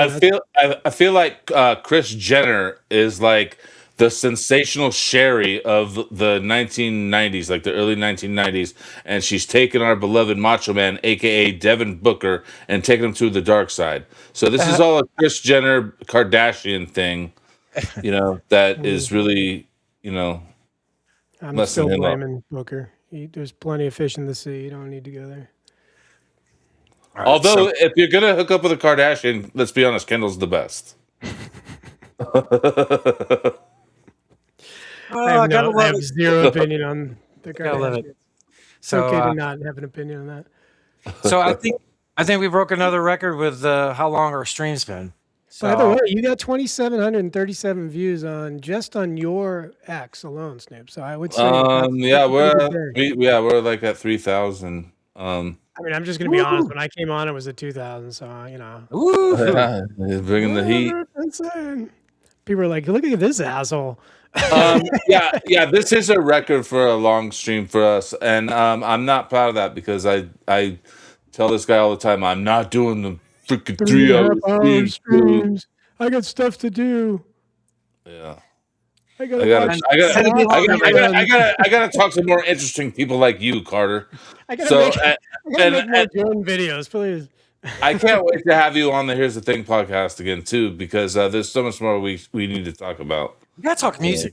I'm the anti-conspiracy guy. So like I'll play that role with you. It's a conspiracy wrapped inside of a conspiracy in an I'll enigma. debunk all your conspiracies by being a conspiracy to debunk. I can dig that. Figure that out. I'm into it. I'm into it. So, any final thoughts and words for the people at home before we log out? No, man. I really I say this. It sounds like the self-flatuation society, but really proud of you guys. You guys are doing awesome. I've listened to the show all the time. It's growing. It's getting better. Like you guys are getting more polished. You can hear the clips, which is awesome. You know, so which is really. I mean, I love the clips now. Now that I can hear them, I love the flow. I think it's good, man. You guys are doing a great job. I appreciate you letting me be a part of it. Yeah, dude, you're amazing to have on, dude. You're a big part of it, man. And you bring a lot. You bring a lot. I look up to you, man. So, well, you know what I think is good. You know what I think is great. But you have a great head on your shoulders for what we need to bring. Go ahead, Snoop. Sorry. What I think is great is like you're multi faceted. You know, like we had a completely different conversation. You mean like bipolar? Is that what you're saying? I have multiple personalities? Well, yeah, I mean, but you know what? When you're living off of women, you know, it just makes sense. You cycle up and whatnot, probably with we need to perform, you know. But no, great Scott. Great Scott. Great Scott. Get that rebound. Come on, Paige. Get another assist. Jumping gigawatts. Jumping gigawatts. Something gigawatts. Oh, we just went down 42 views. Now we just went down 300. Oh, God, it's bottoming me out. So, but what I was starting to say is that, like, I appreciate that you can have different conversations. Like, we had a completely different conversation on Here's the Thing than we have on Here's the Pick is In. You know what I mean? Like, it's different. You know, so it's just like I appreciate that, man. You're all over the place. Well, you're a fascinating dude. You can be in a room with, you know, billionaires. You're a fucking spy. You can be in a room with, you know, corner kids and talk. You know, like I mean, it is what it is. Like you can adjust anything. And you're the first secret agent we've had on the podcast. So there's that. Anymore, is it, Snoop? And you know, we look forward to many more. So. Well, it's going to be in my passport. I'm going to get one of those Donald Trump passports, and it's going to be right after his picture. I'm going to have the picture of me as a secret agent. So it'll just be like, it's just a thing that says secret agent on it. we have the one picture before the picture of me as a secret agent. They're like, that's Gareth, isn't it? Dana Carvey? What the fuck? All right. So I want to appreciate Carter for coming on, Snoop. Love you. I need to bring this back. we need to bring this back. We need to end it. Thank you to all the people that tagged along at any point in the show. Cheers to you guys. Thank you for the support. We brought you a lot tonight. NBA news, playoff news, funny laughs, stories. We had a great interview recording with IDP IGGY. It was great getting to know him. And best wingman I got, Snoop, was thanks for what you do. Carter, appreciate it. And second, we brought some live betting strategies. We talked about a lot of stuff tonight. So cheers to everybody at home. Thank you for watching. Check you out next week, 8 p.m. Eastern, every Thursday. The Pick is In podcast. Much love, make some money, and good night, everybody. Good night, everybody. Thank you, guys. Good night. All right. Love you.